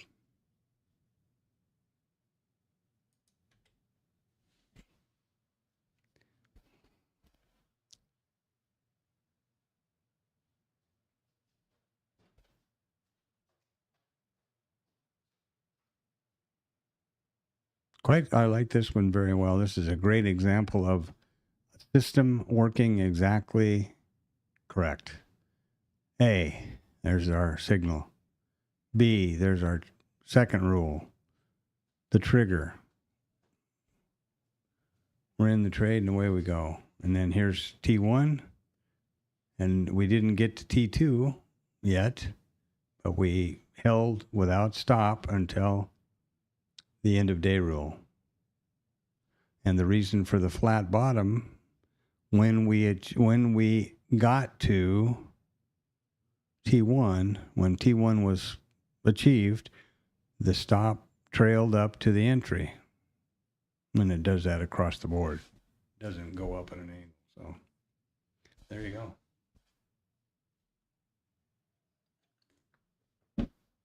Like I said, this was the first thing I coded up completely.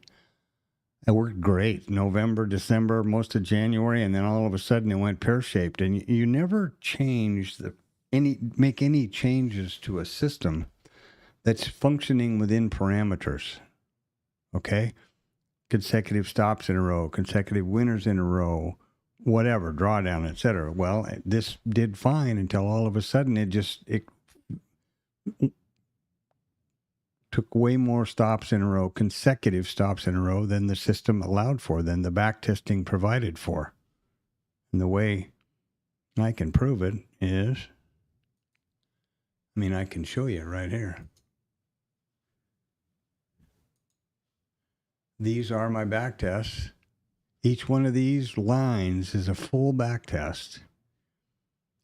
493 days, 762 trades, winners, average winner, losers, average losers, all the stats to do with it, including consecutive winners, consecutive losses, and then MFE and MAE, which I started adding in later. This system, I can also track Saltino and Sharpe ratio, but, and once you exceed whatever, nobody's going to be upset about exceeding the consecutive winners in a row, right? But consecutive losses in a row, that means drawdown, and that's important. So each one of these lines is a back test. These are the different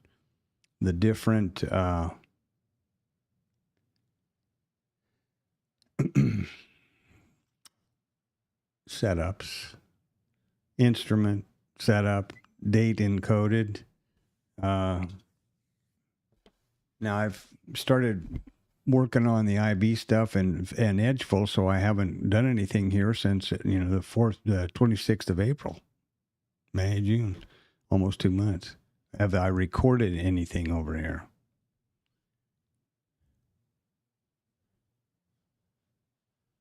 But I can do, you know, and I do the back tests as I showed earlier, just, or, you know, demonstrated earlier with IRT.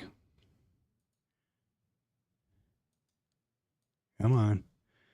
Here, the way to back test this is set up the back test for this particular thing, 100 days, 500 days, whatever it is, and you run the back test. So I did all that earlier today. I'm not going to do it again. And we're going to have the market on close in about 4.5 minutes. So there we go. Let's see what happens to them here. I'm curious to see if they try to put a squeeze on these guys with a closing swing trade over here.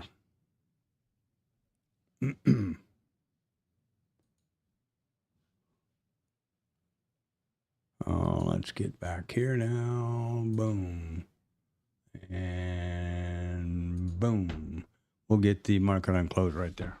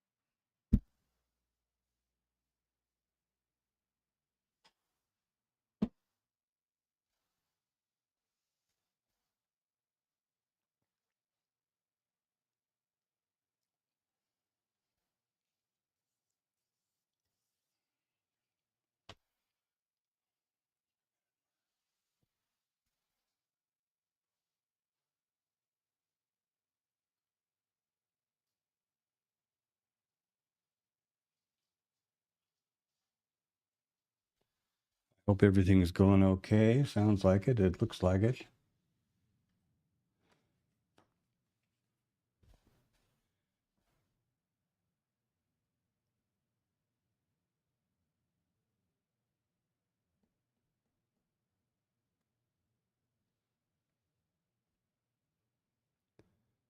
I'm so glad I figured out to move this mic boom. Boy, that's nice. Not sure what happened to the music here, though. I guess perfect timing. So the system is going to go down here. The stream I'll close off at 1500. We're going to have market on close at another 1.5 minutes. And that will be that'll be evident over here.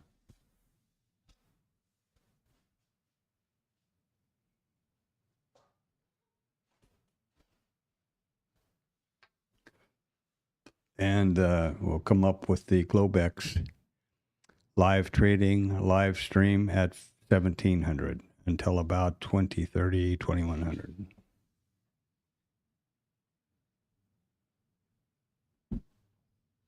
Magic, I'm sorry I didn't get back to you quickly enough, but I hope you're having a great day up there, dude.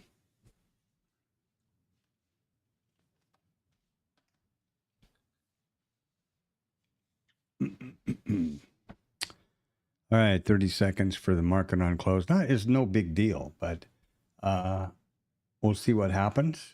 You should have a big reaction. We always used to. And it gives us it is the market on close imbalance. That is the numbers reflect the difference between buying and selling market on close orders held on the books. And it can be staggering. Billions of contracts. So there we go.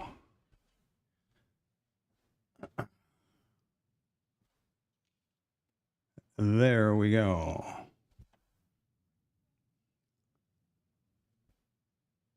Nothing. Let's see what they get as far as the numbers. And then we'll see what kind of reaction there might be, and if they get a closing swing trade on go. Now, the closing swing trade would be in anticipation of and execution of these market on close and balance orders, and just generally the market on close orders. Are they trying to get a squeeze going on them, or what are they trying to do? The big they, right? The secret they, those fat guys, and now we get it. VPOC migration. It's so weird that it has just happened now, and only the full session. The RTH, or wait, is this RTH? Let's check.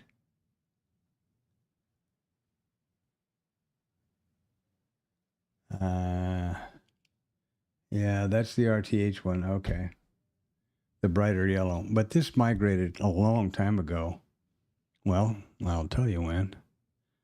It migrated 1423 in IRT. And here we are. Okay. 2,662,000,000 S&P contracts. 2,799,000,000 NASDAQ 100. 190 million Dow, and 891 million Mag 7, all sell side. What does that mean exactly? Well, of course, I'm not the head of the CME, but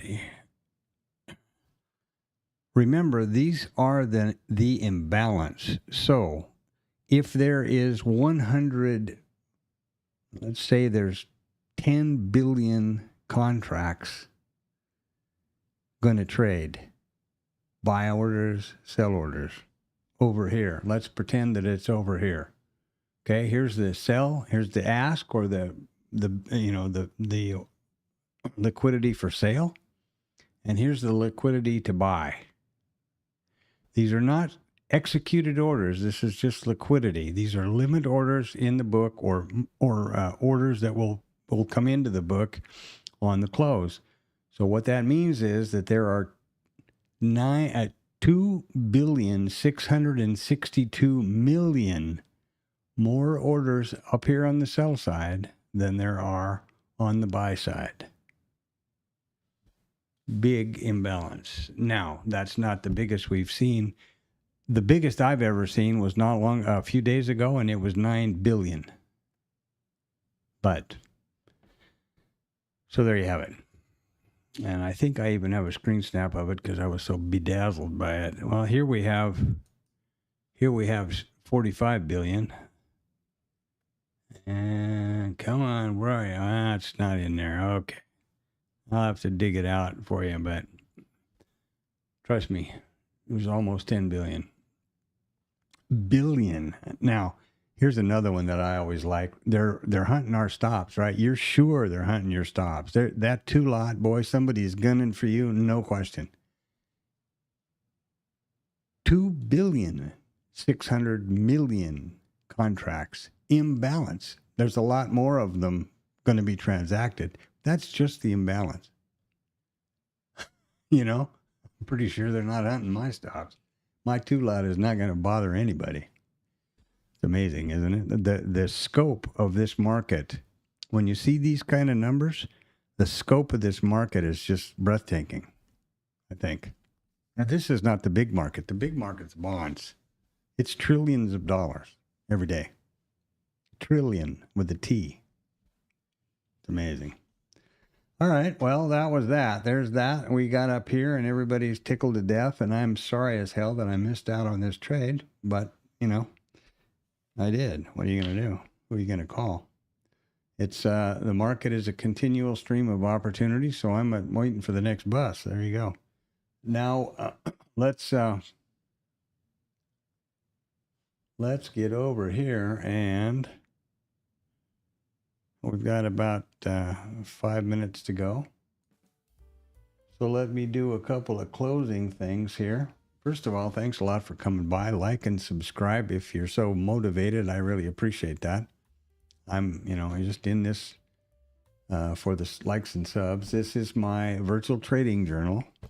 Everything that I post here on my screens, bookmap, no trades are ever recorded or video or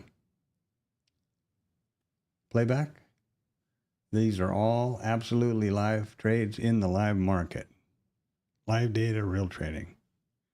This is my IRT, which is my primary charting function. Guess it's going to wake up here pretty soon. And this is where I back test, do forward testing. Anything that occurs over here, like these ones we're just looking at, this trade that the system took here, this is all within the IRT simulated environment to be executed. Once I'm satisfied that this is a vetted trade, vetted setup, and I just was showing how I vet the next steps that I use to vet and to identify the setups. I execute manually over here on Bookmap. And so, having said all of that, thanks a lot for coming by. My suggestion, actually, if you can, take the rest of the week off and go have some fun. Do something nice. It's the 4th of July. Get some firecrackers, get some barbecue going. I will be here because I have a commitment to the stream.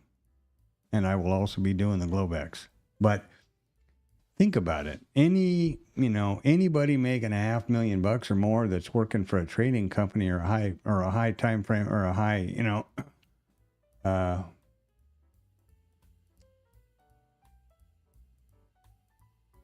high time frame traders, they're on vacation, man. They're in the Hamptons, they're in Aspen, they're up at Jackson Hole, rafting the Snake River. They're not sitting around trading, I'm pretty sure. These are those few weeks when the quality of your life matters. So, my recommendation. But having said that, you need to be aware and really take on board a few things.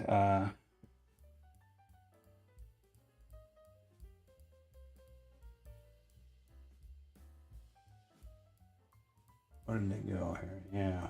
First of all, quality of your life and work-life balance is really important.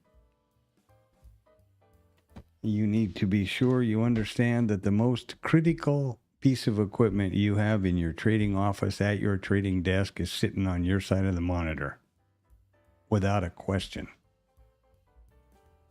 And if you don't believe that, here's an exercise you can do. Your eyes take in all of this data that's streamed from all your computers and monitors and your fancy connection and your indicators and all of that packages. Your eyes take all that data in, your brain processes it all, and then you use that to make financial decisions for yourself and your family or your business. What other piece of equipment in there does that in your office? None. And if you don't think if you question that, tomorrow morning, get all set up, 8:30, all ready to go. The market's ready to open, the bell's ready to go off, and you got your mouses quivering and everything is happening, and then just close your eyes and sit there for 5 minutes. Tell me how the trading goes. Real important to take care of yourself. Make sure you're well rested, you're well hydrated, you're not on emotional tilt. You have the world and the life in perspective. That's really important. And look at what we're going to try to do now. They're trying to get the squeeze going here into the closing into the bell, which is going to happen in a couple of seconds. So let's see if they can squeeze them. They're trying to over here. They're trying to squeeze them to close this gap or as close as they can get to it. And remember that we have another full hour here. This is the cash close at 1500. There's another full hour before the market rolls over. And didn't look like they got it off. Didn't look like it'd get off the ground like they had hoped. But it's not over yet. Anyway, that's all I've got to say. Have a great evening. Stop back by in another 2 hours for the Globex. It's, fun packed. Okay, so it's not. Hopefully it'll be a little bit more of an interesting stream with some trades. There was only one signaled, vetted trade today, and I missed it because I was not standing here. Right there. IB taken out. Little bit of a retrace, and this was not one of the Edgefull trades. This is not one of my data-driven trades based on the retracement percentages by these values here. This was one of my other setups, the original setup, the RNTIB setup, which is basically an IB continuation or IB failure, and that took it right. There's the IB. Retrace, there it goes to the continuation zone, or pulls back to the trigger zone, and that's where the system entered and took it to the 230. Not any astronomically big trade or anything, but that's data driven and pre-vetted trade, which is what happens here. So have a great night. Get outside, go for a walk, rest your eyes, do something healthy, do some sit-ups or some pull-ups or some squats or chase mama around the house or do something. Get some exercise, and I'll see you back here in about 2 hours. If not, I will see you at 8 o'clock in the morning Central Standard Time tomorrow for the Tuesday trades. Thanks a lot. I really appreciate it. Have a good one. Magic, we'll see you after a while. If not, we'll see you tomorrow. If not, we'll see you down the road. Have a good one.